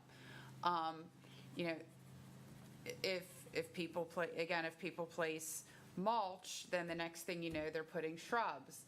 If they place stone, the next thing you know, it's parking. So it really has become this, what are the things that are allowed in the right-of-way? Because something, where it's not paved, something has to go there, and at this point, we know what's clearly not allowed. You can't put trees, you can't build things, you can't put sprinkler heads or things like that. But then what about those things in between? Because again, we do have a case where last year we had somebody remove stone. So, so it's a little more tricky than more nuanced. Exactly. Yeah. And what is so I've had the pleasure over the years and even this weekend to mow grass on Lewes Beach for my, aunt and uncles and customers when I was little. And a large portion of that, according, is apparently in the right-of-way. Mm-hmm. Right. So absent the owner taking care of the right-of-way, sod, grass, mulch, stone, whatever, what is the city really prepared to do to maintain those rights-of-way? Well, and I think, so it's always, and the code and the charter, I think, make it clear that the property owner is responsible for Right. for maintaining that unimproved right-of-way adjacent to their residence. Right. For instance, and in the more developed or older developed area with the sidewalks and curbs, it's a little easier to understand because you've got, the curb, the grass strip, the sidewalk, and then you get into the private property. And those property owners are expected to, cut that grass, shovel the snow off the sidewalk. Right. When we replace the sidewalk, we bill it back to them. So I think in that case, it's clearer what is Expected. allowed. It's Yeah. really where you get into the areas that don't have those things. So you have, in a lot of cases, you might have 10 feet of right-of-way in somebody's yard, and again, something has to be on the ground there. Obviously, you don't want bare dirt. That's not good. That contributes to erosion. But this issue of encroachment has really kind of, made it difficult to determine, again, shrubs, trees, built obstructions, sprinkler heads, it's very clear, but what are the ground cover options that are allowed? May I ask a question? It seems to me, and I see Mr. Reardon sitting here, so he can speak to this also. In the past, the city has exercised licenses and granted licenses to, I'm speaking primarily of, I know of this application on the beach side. I'm not aware of it on this side of the canal, but it could be There here could too. be. It could be, I'm just not aware of it. Actually, we have granted licenses, yeah. especially where like a historic house has an Yes. encroachment into the right of way. At Market and Yes. Third, there's one there, a Perfect perfect example. But there are more of them on the beach side. That's a fair statement. And it seems to me the council has granted these licenses to accommodate requests from the homeowner who wants to build a retaining wall for, plantings and so forth. Has that proved? I guess I take a little bit of issue with that. The licenses that have been granted historically, what I've seen is typically for things that have been in place for a long period of time, the city has been willing to license those so that they can remain. Generally, people coming in and asking for new licenses to build new retaining walls within the city's right-of-ways, those generally have not been granted. Right. So it's usually for existing. So it's an pre-existing accommodation for an existing Yeah. structure. Correct. All right, but is there anything that Or would, existing, yeah. is there anything that would prevent us, or would you from using a license to make an accommodation for someone who wants to make some kind of I'll call it an improvement. It shouldn't be considered a fixture, but some kind of improvement to the right-of-way. Whatever the land cover, or whatever the ground cover is going to be. Correct. To- And, yeah, exactly. It's the city's right away. I mean, I'm not, it's the city's right away. So if you're going to recognize something that encroaches, then the license is always what I recommend. Right. It's the least property interest you're giving Yes. somebody while still recognizing it and formalizing it. and it brings compliance, and it does provide some level of control for the city and Right. for our building enforcement, our code enforcement Right. officers. And- Isn't that true? Agreed. The one other thing I would add, and another code enforcement case just popped into my mind. There was a lease extension a few months ago where there were low plants, not Yep. not shrubs, just plants. Right. Planted in the right-of-way along the edge of the property. And again, the council at the time said that the plants needed to be removed. The plants were removed and then replanted with Yeah. plants. You're aware of this. Yes. And we contacted the property owner and said that they needed to remove the plants. But again, it just kind of gets into the, what are we allowing and not allowing? Correct. Because is it really a matter of, if a trash truck or emergency vehicle needs to make the turn, that it needs to be something that they can roll over. But the reality is that means the cars are also probably going to be going over it. And if somebody puts a lot of money into nice little plants, they're going to complain. You know, it seems so easy to say no encroachments. It seems more difficult to define exactly what can go on the ground. I think it also begs the question, and we've been debating for a while now, because it is, as we mentioned, very nuanced, is not only mulch, but the other surfaces like stone, clamshells, gravel. You know, in the past, they've been treated as impervious surface. But although I don't think we've been able to uncover any real documented evidence why they're impervious, because I think anecdotally we all see them as being pervious. When you pour water over these stones and others, and you know, for example, you have homes. I think currently river stone is considered pervious. So we've considered the stone surfaces impervious if it's in a parking area because of the compaction. If it's landscape stone and it's in a flower bed, we have not, because then you don't get the compaction. Right. But what about, There's this house on Cedar, currently that's, looks to me to be entirely stone. So that's allowed so long as it's not I mean, how do you make those judgments? Again, This it's a can of worms. it is, because in fact, we all know that there's duality in that kind of application. You know, yes, it's true that, you know, it's a area that no longer needs to be watered, you know, irrigated, so that's good for the community, presumably. But in reality, it's also going to be a parking lot for that house. It can be. Yes. There are, It has that adaptability. Right. Right. So, you know, that's problematic. How do we want to? That's a whole different thing that we're going to be. How do we want to tackle this as a council, though, in a sense of, are we talking about your example where you case by case apply a license and you're talking about any type of ground cover, or we want to look at mulch is okay, but, you know, number 7 stone is not? You know, where do we want to go with this?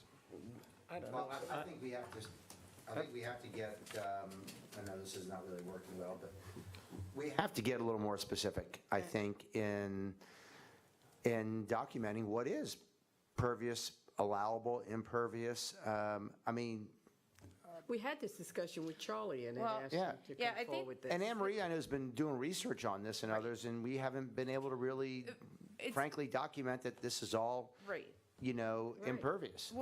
So the pervious-impervious issue is an issue that I think is separate, because that's about on the lots, and I do believe that needs to be addressed as well. But to your point, Mr. Saliba, the issue of the research, what I've been able to find in the way of research, and this is going even to the Center for Watershed Protection, which is kind of the brain trust of these types of issues, is really that they can show me what other codes require. They can show me how other places treat it, and that other places do treat it as impervious. What they can't tell me is what empirical studies have been done to demonstrate the degree to which it's Really? Amazing. It seems to be that conventional wisdom has kind of taken over in this area rather than empirical scientific. Right, and that's my point, is that, you know, it's just been assumed that this is impervious, but, you know, I have a gravel driveway, many others, you know, I hear from people all the time about, they pour water, they've had it for 8 years, it's compacted, it's still, water never sits on top. So this is the challenge we all face, because we get these complaints, and we're unable to respond with empirical data to back up our past positions on impervious versus impervious.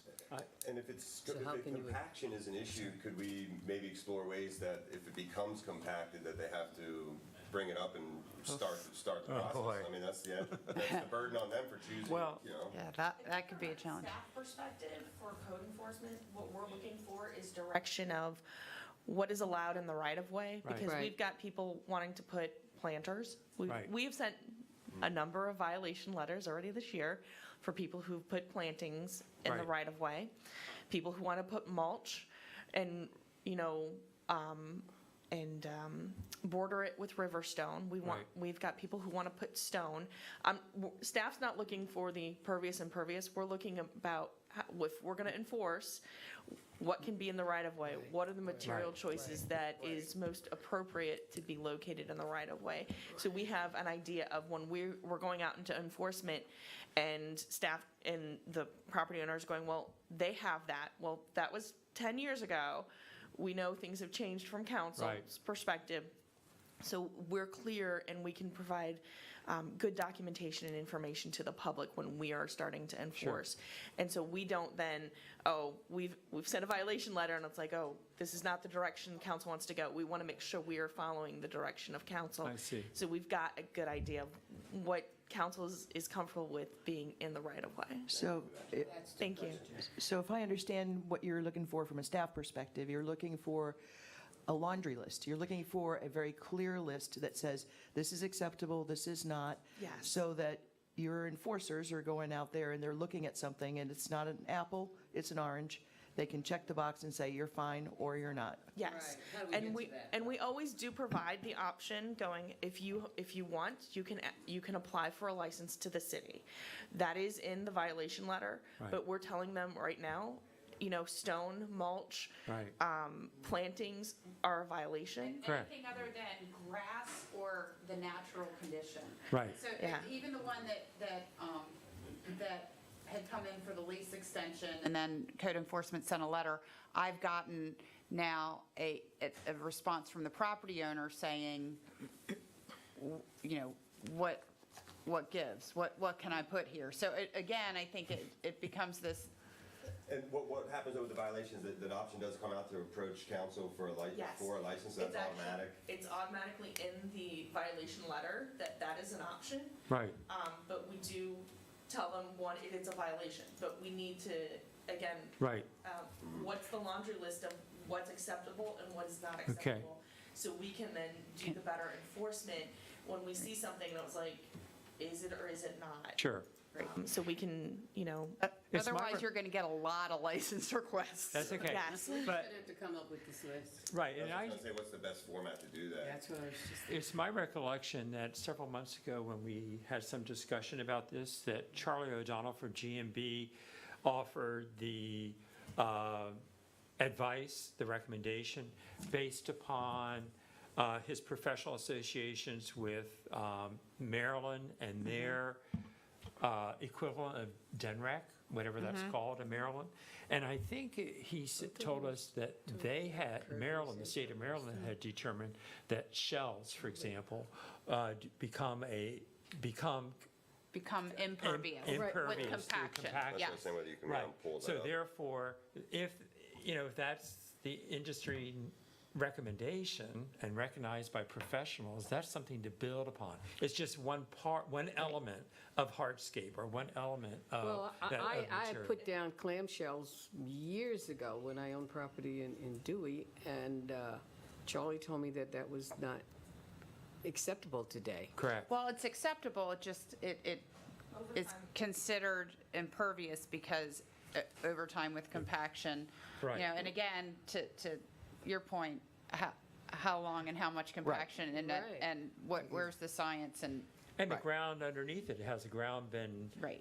we have different soil types. I was going to say, it And may very much it's, depend on the soil. Exactly. Yeah. And how's And the water was And the the water area table. The water, yeah, prepared absolutely. before? And that would be all covered with a good license, And actually. again, what we're looking Right. for is. It could. we have Clarity. Violations right We just now, had to figure out what that is, how we. We feel your pain. There's a little stone wall. and Could you provide us a list of things that you feel are industry standard or reasonable that we're now cracking down on, that maybe we should consider to be allowed? I think we can, come up with some ideas for you guys to consider. Well, that would be good. appropriate and maybe not Thank you. appropriate, and then you Yeah. tell us, we're not gonna. That would help Does us. that seem like a Yeah, good that would next help. step? That's a very good and next we step. could do that at the next meeting, the end of the Sure. month. Right. Yeah. We just need some help.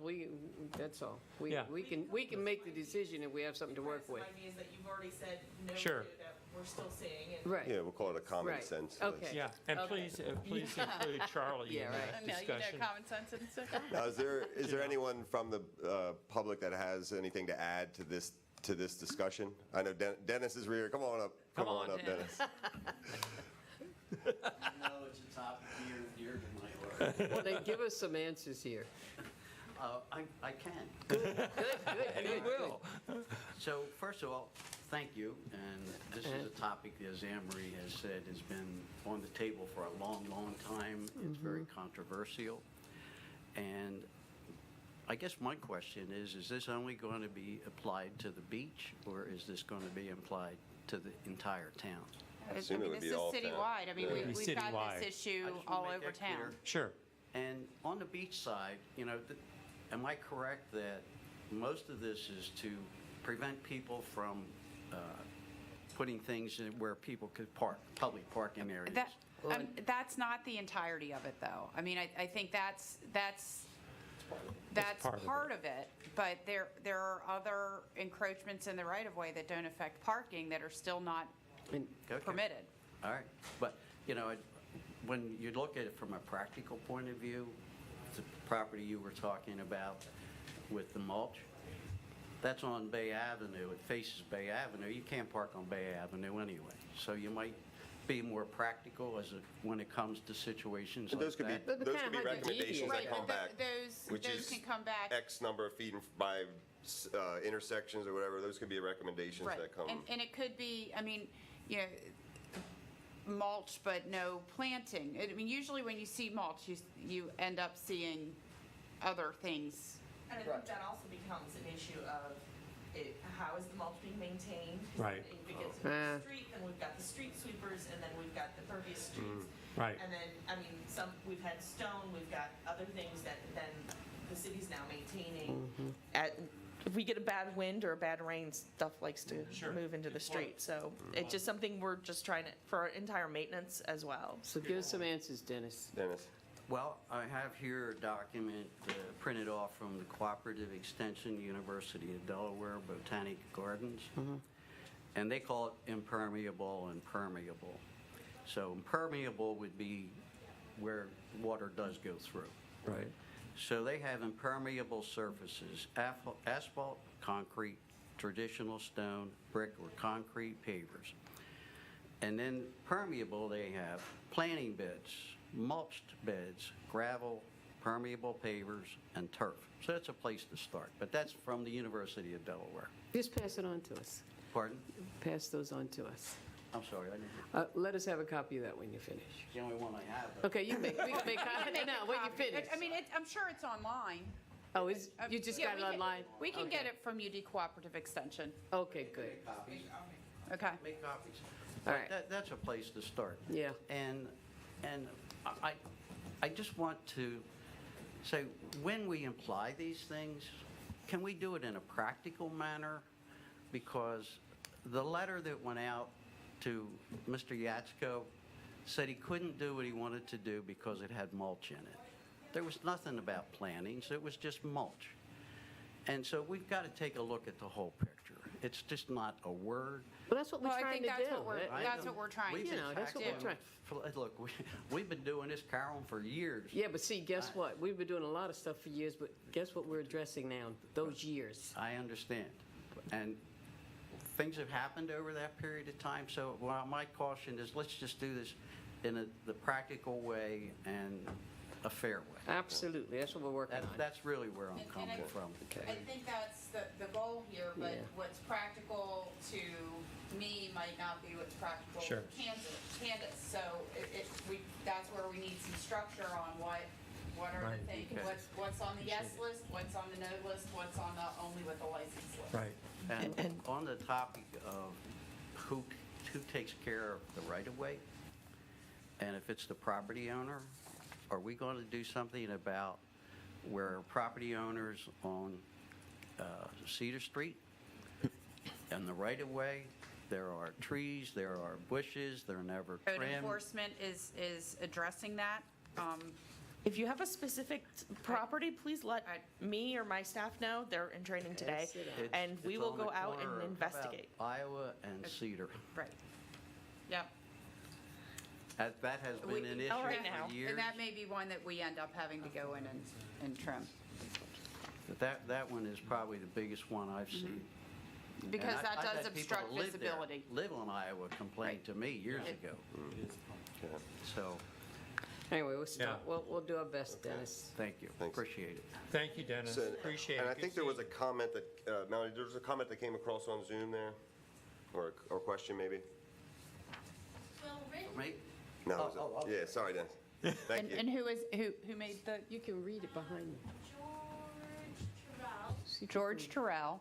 Says, will written email comments be accepted by council, row ground cover prior to final decision? Sure. Oh, of course, and yeah. yeah, this is very much a starting So just to repeat the spot. question, because she doesn't Yeah, I have will. one. Okay, so will written or emailed comments also be accepted by council with regards to the right-of-way ground cover prior to a final decision? Sure. Absolutely. Yes, yes. Yeah. We welcome. Yeah, this is just the first sort of step. You know, it would be more, that's what I want to put out there as I did in the beginning. We're workshopping ideas, so this isn't even an agenda item yet. We'll show up on a future agenda and hopefully have more definition with, as I said, potentially a list of ideas of acceptable and framing out the other options. So absolutely. Go ahead, Candace. From Janelle's. They're being finicky. They're finicky today. Let's see if I can keep talking and it'll come up. Come on.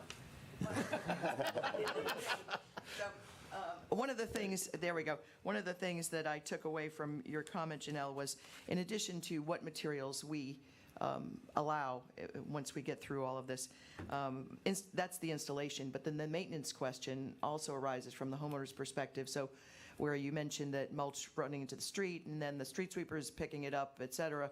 So perhaps as we look at this, we're looking at it from responsibility perspective where, you know, the materials that might be permitted, but then what you need to do in order to make sure that those materials don't become a burden to the city with Correct. the resources that the city has from the maintenance department. Well, and also, when you come across the bridge over to this side of town, you know, again, depending on the material, if stuff is running off the property and getting into the street and gutter, then it gets into the stormwater system Right. and ultimately the waterways. So again, we want to be good stewards of the environment and the BPW's pipes as well. Yeah. Okay. So we'll see how fully formed we can get before the 13th. It may not make it onto a 13th agenda. No, Yeah, and we would need. This will be Yeah, exactly. the next workshop we'll Yeah. have better. So. Absolutely, just for expectations there for folks. Yeah. So it's a July workshop, right? The next item and the next two are Sorry, you said that's right. are items that really germinated from the recent election. I think the first one that we'll talk about is the potential amendment to Chapter 3 of the Municipal Code of Lewes to utilize the state voter roll. And for those have access, there is a link on there that gives our Section 7 in terms of procedure for holding annual municipal elections. And I think the first thing to just state here is we do have the option of using a state voter roll. Can you open that link, Melody? Yeah, so when we did charter changes last year, actually, it was written into the charter that the city could opt to use the state roll. So it didn't require that we did, but it left the option, which prior we didn't have that option. And if we were to do that, we would need to amend Chapter 3 of the Municipal Code to do it. And that's just a code change, so the charter's there. The hard part, making it through legislation. Now, it'd just be a matter of us updating our code to accept this, essentially, correct? Yes. Okay. And do you want me to explain the issue and the Yes. challenge that we had? Sure. Just a lot of municipalities, not all, a lot have their own voter registration. Others have just the state registration. There is some work in taking the state's registration list and using GIS to clip it to the city boundary so that it becomes the city's list. But we, I guess forever, have maintained our own voter registration. The qualifications pretty much mirror the state, except the state requires that you be a resident of the state for 6 months and a day, I think, to vote. Is that? To register. To register.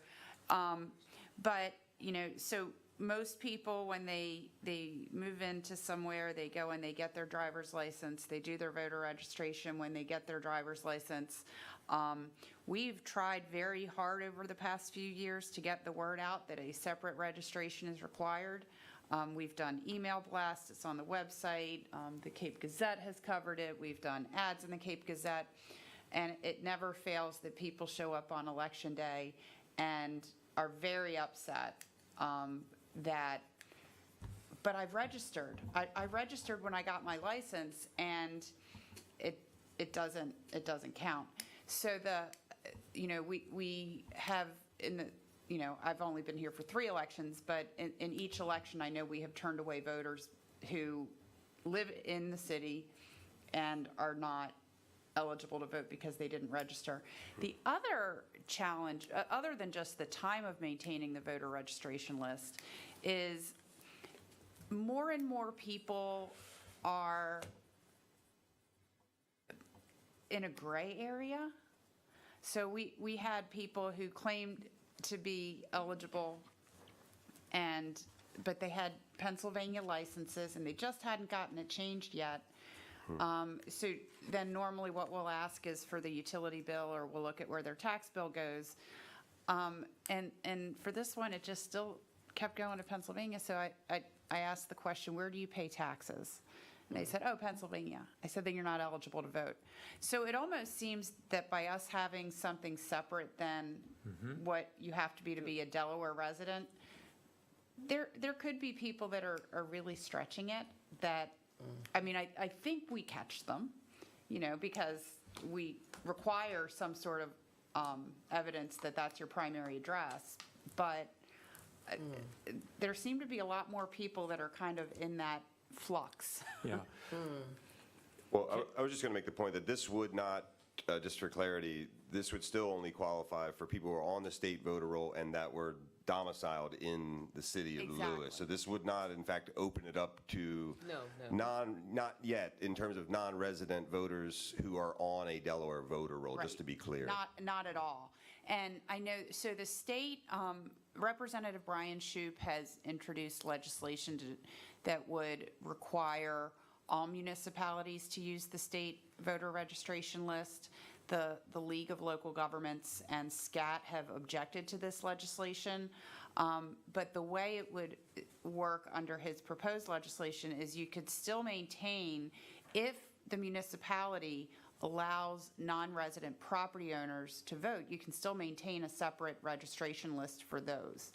So even if we were to change the code and then at some point in the future look for a charter amendment to expand voting, who can vote, because I know that has come up, you could still maintain a dual list so that the people that Who are not domiciled? Right. So that, Okay, so you would end up with a much smaller list of people who are not domiciled in the city. Yes. Under that example there. If in fact we the moved in city that opted direction. to do that and the legislature approved Right. it.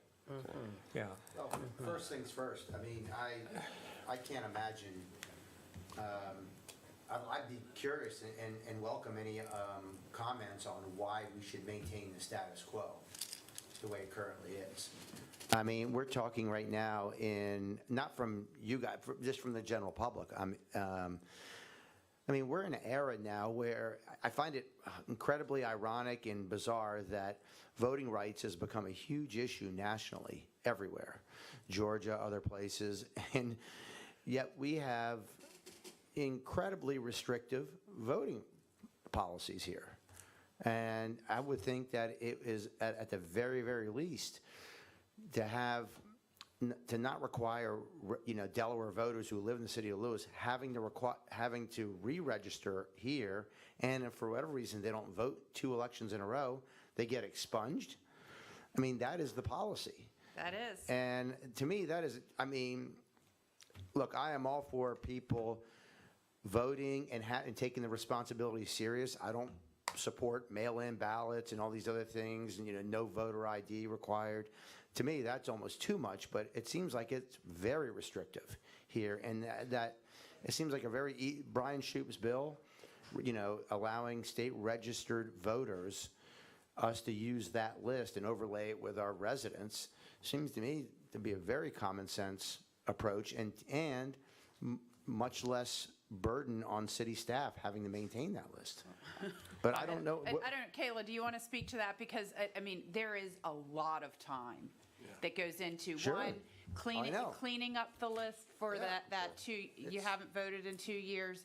Then there's also the taking off the deceased people and, you know. Which, and before Kayla speak, I mean, the example you shared regarding the Pennsylvania couple or family, that would have been caught easily by this, Yes.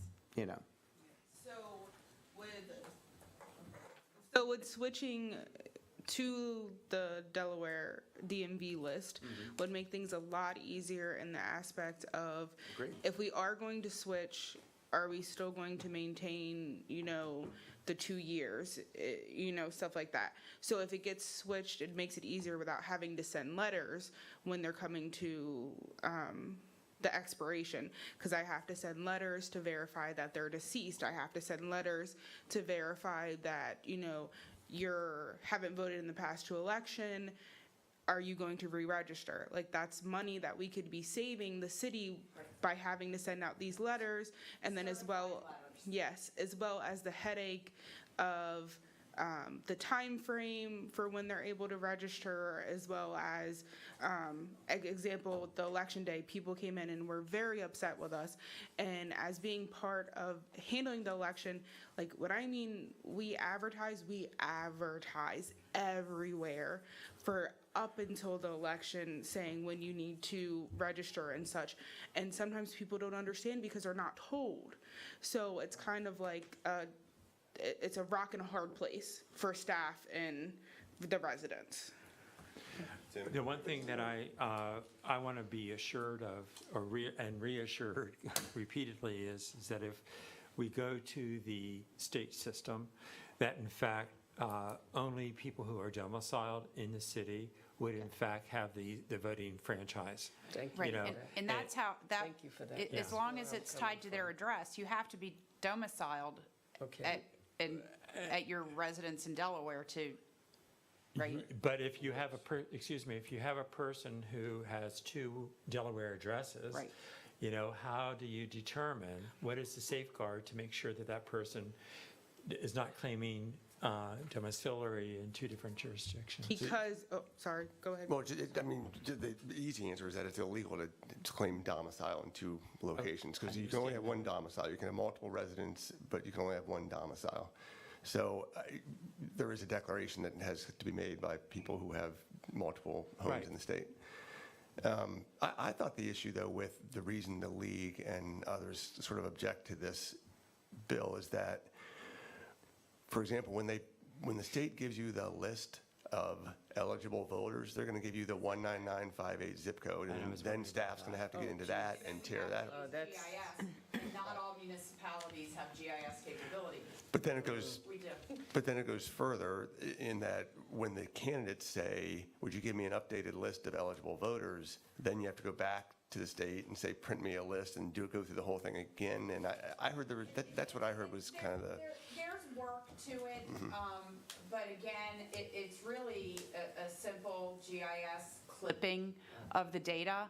I know, so when, well, and Janelle knows this, because she and I both worked in Dover, and Dover uses the state rolls, and you were involved in all of that, and it really wasn't a lot of work if you have the capability. If a town does not have the GIS capability, it's frightening. And would it help if, in fact, the city moved towards, it's a simple petition to the Postal Service to establish a zip code that would capture just city jurisdiction? We could try, but.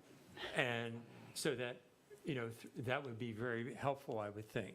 Good. And it's something that's not part of our agenda item today, but I think that it could be something that we would simplify things. It would certainly fix the issue that I raised. I don't know what level of effort's required to establish a new zip code. It's not hard to do at all. Wow.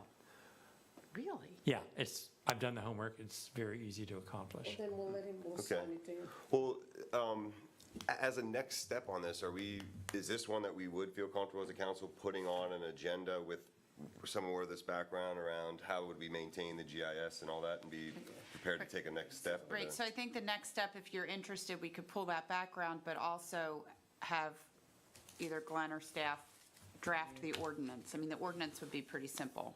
Okay. Oh, okay. Well, we're not going to take votes here because it's a workshop, but are there two folks who are willing to sort of sponsor this and say they'd like to put it on the next agenda? Ms. Jones, you're one? Yes. Anyone else? All right, we'll have Saliba and Jones will sponsor that for the next agenda item. So Glenn, the question is, would this be ready for the June 13th? I'm going to ask to have you draft the ordinance. Sound like it. Or should we wait till July 11th? It's fine. We're not having an election. We can wait. No, Yeah. I wanted to put it on, I wanted to put the election stuff on this so that we don't Yeah, forget get it. behind the Agreed. eight ball. Right. Yeah, Yeah, but yeah. we don't need to. But we're not we having can wait till elections till July. next You can week, put it so- 60 days out. Right. Yeah. We there's no have time. rush. It doesn't have to be on the July one. Okay. Good, Right. good thought on that.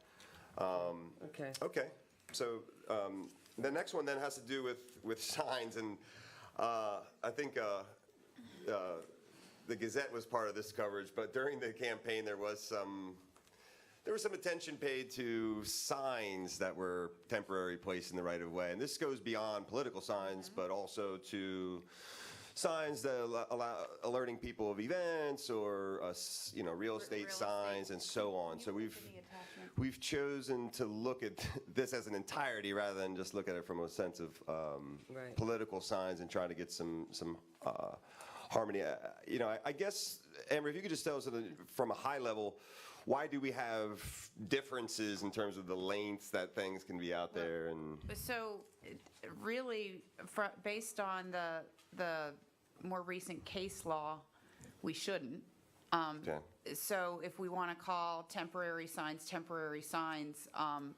it's best not to have different standards for political signs versus real estate signs versus home repair. Would you agree? Yeah. So this all stems back to a 2015 case called Reed versus Gilbert. It was a U.S. Supreme Court case. And it was a church that had directional signs. It was telling you where the service was going to be. But it wasn't really about religious speech because they were just directional signs. Church will be in this building this week, and it'll be over there, and reception will be over there. And the town of Gilbert had a set of rules, a sign ordinance, similar to ours, that said if you have directional signs, they can only be up for this period of time. They can only be this big. But if it's a political sign, it can be this big and it can be up longer. If it's a commercial speech, it can be. So it was setting up different regs, and the court said that those are content-based signs that run afoul of the freedom of speech, First Amendment. So it said you can't put different regulations on different types of signs. You can put regulations around signs. You can say you can have any sign that is content neutral.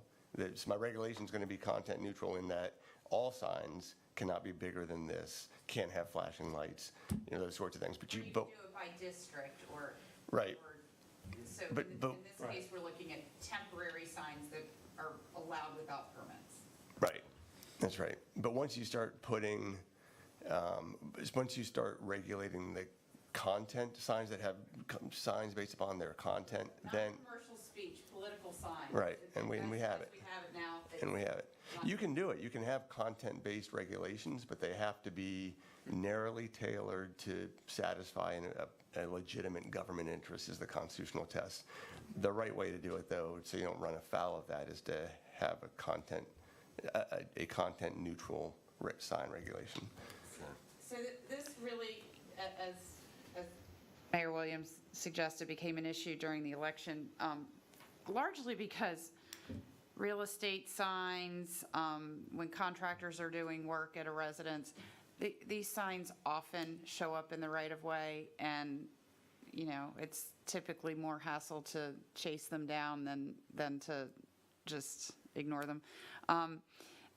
But then when election signs started going up and we started getting complaints, the way I looked at it is if you're going to, you have to be consistent, and we spent way too much time chasing election signs, as all three of the candidates know, because they would get regular lists from me. And, you know, so the question is, you know, is it reasonable to say that temporary signs can be placed in the right-of-way adjacent to the property? So for instance, if it's your house, that you could put that but in the right-of-way in front of your house, but maybe set back at least a foot from the road, so that you're, you know, and not obstructing sidewalks, you know, things Right. like that, so that you have a reasonable standard, and your political signs, your real estate signs, all of the farmers market signs, whatever they are held to that same standard. And I know that some HOAs don't allow any signs at all. Is that allowable at a municipality level as well, as to simply to say, or, because you can't restrict types of sign from that perspective, Right. you're saying? We could say, we can't say no political signs, but you can have directional signs or, Right, and okay. that could get dicey. Yeah, I think that's true. Well, In my prior life, work with me. Come on, If you just keep talking, eventually it comes on, it seems. Come on and we'll have it. and if not, we hear you. So Parks and Rec, we had issues or questions about signage in parks, because what we didn't want to see was litter, basically, throughout the parks. And the trail is, you know, part of that question, where there have been businesses who have put signage in the trail We pick 'em up. area.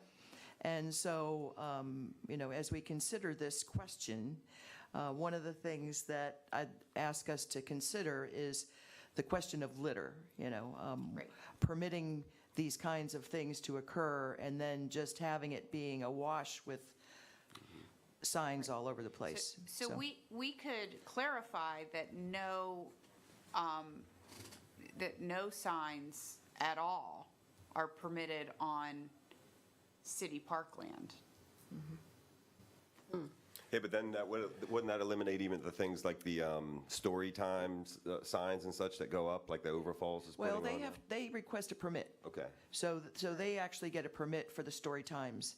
So they're actually getting permission. That's not something that they just do Put in, yeah. willy-nilly. No, And no. it could be something about And then, with, limit? unless it's relating to an event going on in the park. I think that is. and then, you know, the other aspect of it, I think Lewis and Bloom, when they put their signage in the various parks, it's with the concurrence of the parks and their, so I think what we're looking at is signage without permits. Are we not just, is that the only category we're considering?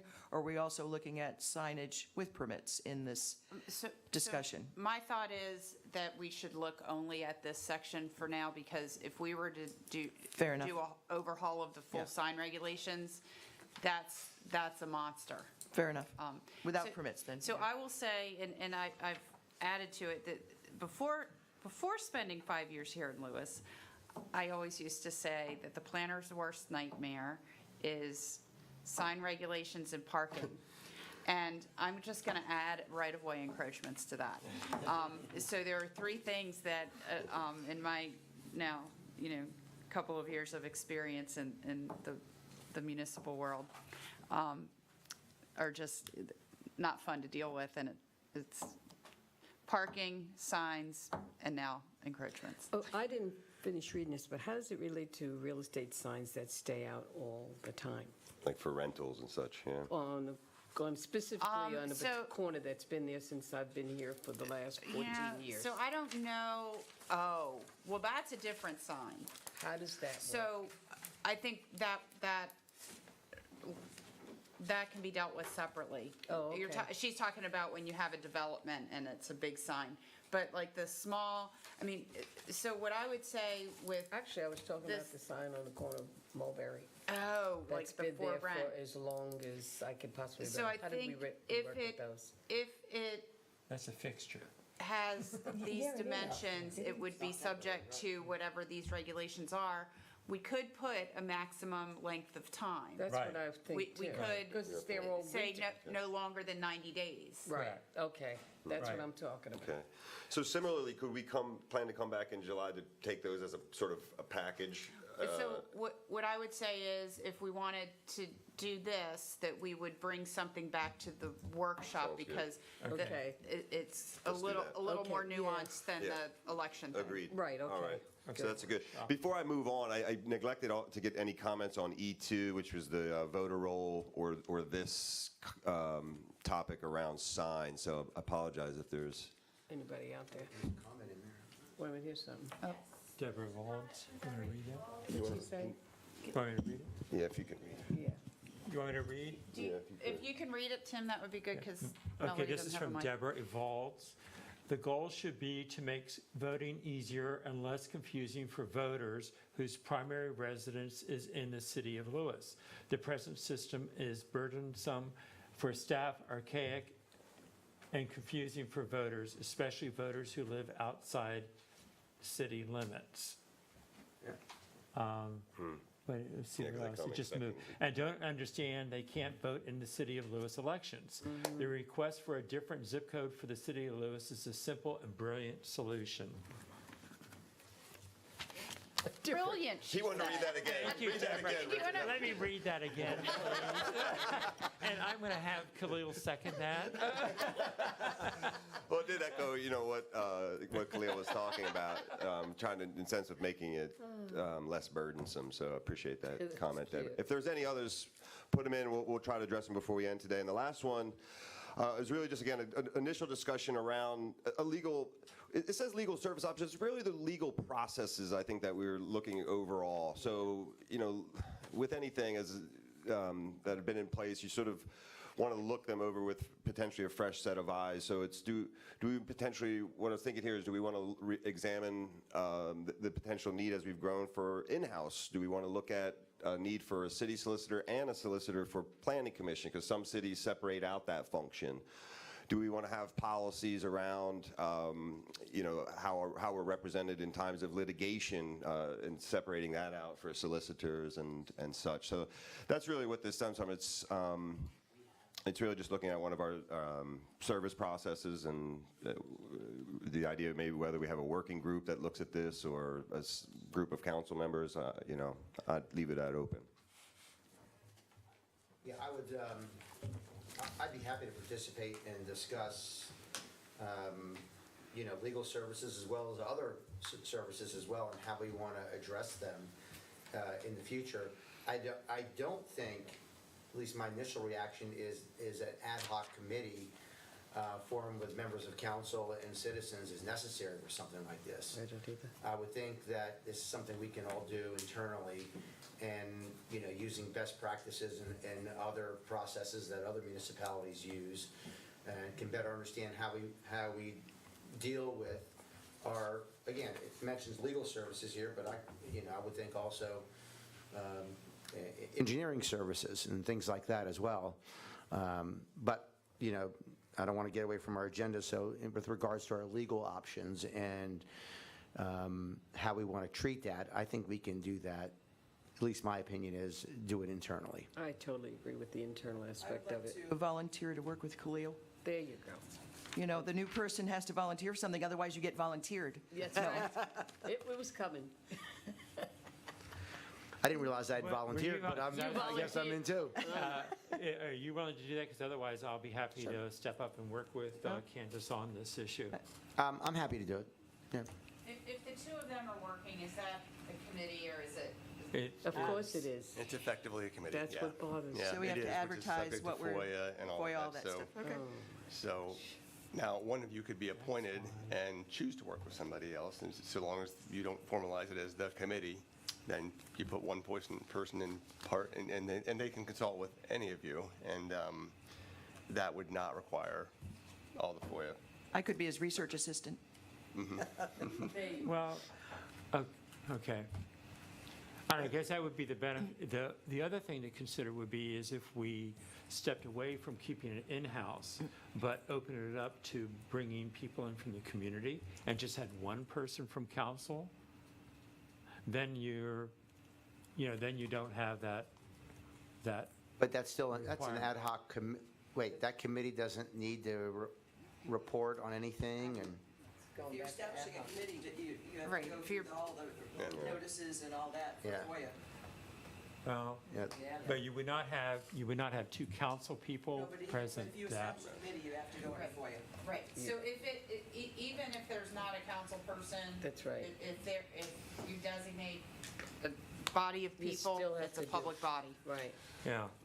I mean, I think what I might suggest is to have that, maybe a member of council and staff work together with outlining what the process, what things we would look to accomplish within this process, and then if we need to broaden the expertise space from there, we would have that option. Maybe we could workshop that the next time. Maybe that's the next That option, could which is, work. Right.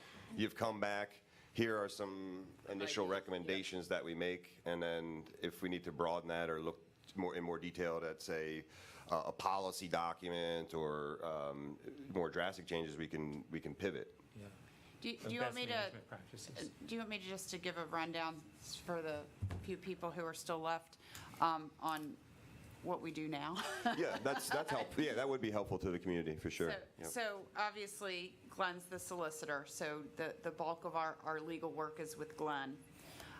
We do have separate counsel, which is pretty standard practice for the Board of Adjustment, because there are times where the Board of Adjustment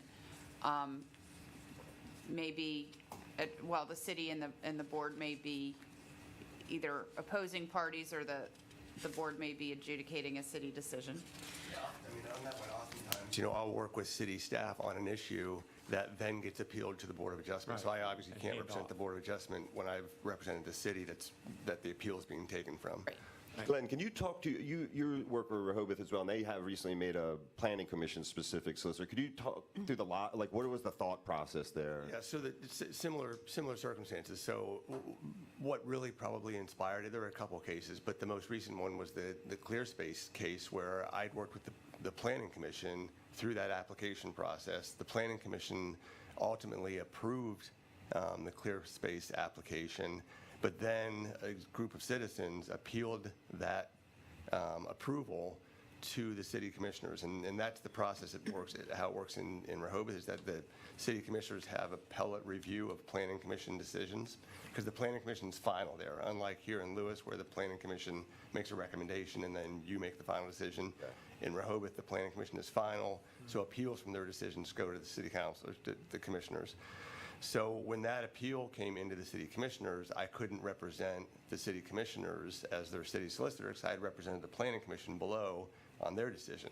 So we brought Max Walton in to represent the commissioners. So the commissioners sort of felt like our city solicitor can't represent us on a planning commission issue. That seemed backwards. So now they have a planning commission attorney that just deals with planning commission And they attend their meetings. Right. And, okay. And is that planning commission solicitor a member of your firm? No. Or separate? No, that would still create a conflict. So it's Luke Mehta.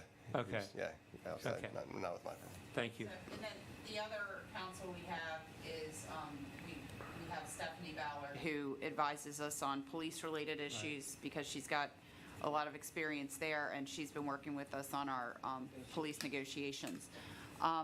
Other than that, we as you know from recent experience, we've brought in Max for litigation, and then we've also pulled him in when Glenn had a reason he couldn't participate. And then insurance, and that's, they assign it. If you get an insurance attorney, they assign the Right. attorney, so. Right. And the Pennsylvania firm we used as well. I guess that's the thing. There's nothing in a policy, though, that says that you have to then turn to an outside consult, or outside, Anne Marie, there's nothing in the, like a policy, though, that says if this, then that? No. Okay, Yeah. okay. Okay. All right. And even like the process of how we select, one of the things that came up under the previous council was when Mike Hoffman left the Board of Adjustment, so to speak, when he became the solicitor for BPW, I worked with the chair of the Board of Adjustment at the time, Brooke, to select counsel for them, and the question came up under that previous council was, should council have a role in that selection, which I think if we're going to develop a policy, it should kind of Address that as well. Include that. Okay. Okay. So in terms of working for us, I think we're going to do just an initial step of saying, what are we trying to sort of frame out here? Are we good with just one council person and a staff, working through that with staff? Or you're... And that's Candace? Is that going to be Candace? Yeah. Well, she was quick. Yeah, she was quick, so we'll give that to the newbie. Don't change now. Glenn, do we need a motion to appoint, or Well, it's your workshop meeting, so I guess you're not taking any voting. Since it's a body of one, I don't think there needs to be a motion. I think there's a consensus. Yeah, I think there's a consensus that we're fine with Candace taking that on. Okay. And mercifully, we made it. I thought we could get there in 2 hours, but we're 2.5. But we'll save some time. We do have some time for some questions. We'll take it to 11:30. Come on, Dennis. I just want to make sure I understand the process here. Yeah. Sure. So the items on here that are under new business, are they all part of the workshop coming up? And do you have a date for that workshop? So the one that will make it onto the agenda, that we've already sort of assigned to the agenda, is E2, but that'll be on a July agenda. Okay. The ground cover, I think we're going to take forward to a next workshop. which is July 29th. Okay. June 29th. June, Oh, June yeah, June 29th. 29th. And then same for E3. I think, with that one, we're pushing out because there's, not an immediate need for that one. Right. Right. And then E4, I would anticipate that the next, Candace would maybe come to us with some further direction at our next workshop, not the next meeting. The June 29 is the next workshop? Yes, sir. Yes. Yeah, and the other thing I wanted to add, just going back on the permeable and impermeable. Yes. My father put down oyster shells in our driveway, which, Right. as you all know, everyone uses, and they have. He put it down over 50 years ago. The water still goes down there. Yeah. I did too.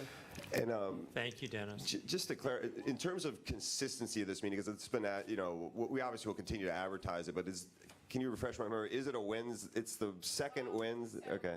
So we had said it was going to be the fourth Friday of the month, and we have had a conflict every fourth Friday Okay. since we said that. Can't do Friday. So this is twice that it's landed on a Wednesday. It almost seems like maybe Wednesday's better. Maybe it's the fourth Wednesday of the month. Okay. Well, the one thing I was going to say is it's been suggested to me what ways we can use email as a means of driving any of our meetings. If we can do that outside of Code Red or with Code, I mean, I don't know. Well, we have an email blast. The other Okay. thing that somebody mentioned after the meeting last night is we could start to develop a slide that we put up on the screen as we're nearing the end of a council meeting and just have upcoming meetings on that slide. Yeah, that was EL. I have a question. On the 24th of June, on the calendar, it shows a city council workshop. Does that mean that one is not? 24th? Oh, yeah, because, right. Does that mean I can erase that? You from can my erase calendar? that. It will be the 29th instead. Because my calendar's exploding. Yeah, you'll find that. And Aaron, you can help us with that, right? Let us know. Yeah, thanks, man. All right. Right. It's erased. It's gone. Yeah. Okay. Don't reschedule. Any other comments from the Zoom participants? Okay, I want to just thanks everybody for participating and tuning in today. Hopefully it's helpful. Do we have executive session? I don't think we have Okay. anything that. So can I get a motion then to adjourn? that we adjourn. Second. Got a motion and a second, all in favor? Aye. Aye. Thank you. Excellent. Thank you. Thank you. Are we still on? We're still on. You're live. No foul language, please. You're live. No talking at all. I'm waiting for Okay. Okay. Did you see my binder? I'm probably going to need 2 by the end of Oh, yeah. next month. Yeah, that's not. No, this is just my issue binder. This is. I don't have one of those. This, I made it. I gotta follow you. No, You made it. No, this is how I roll. Oh, gosh. This is how I roll. So imagine. You're way too organized. Well, imagine when I was at Martin Marietta Lockwood. I had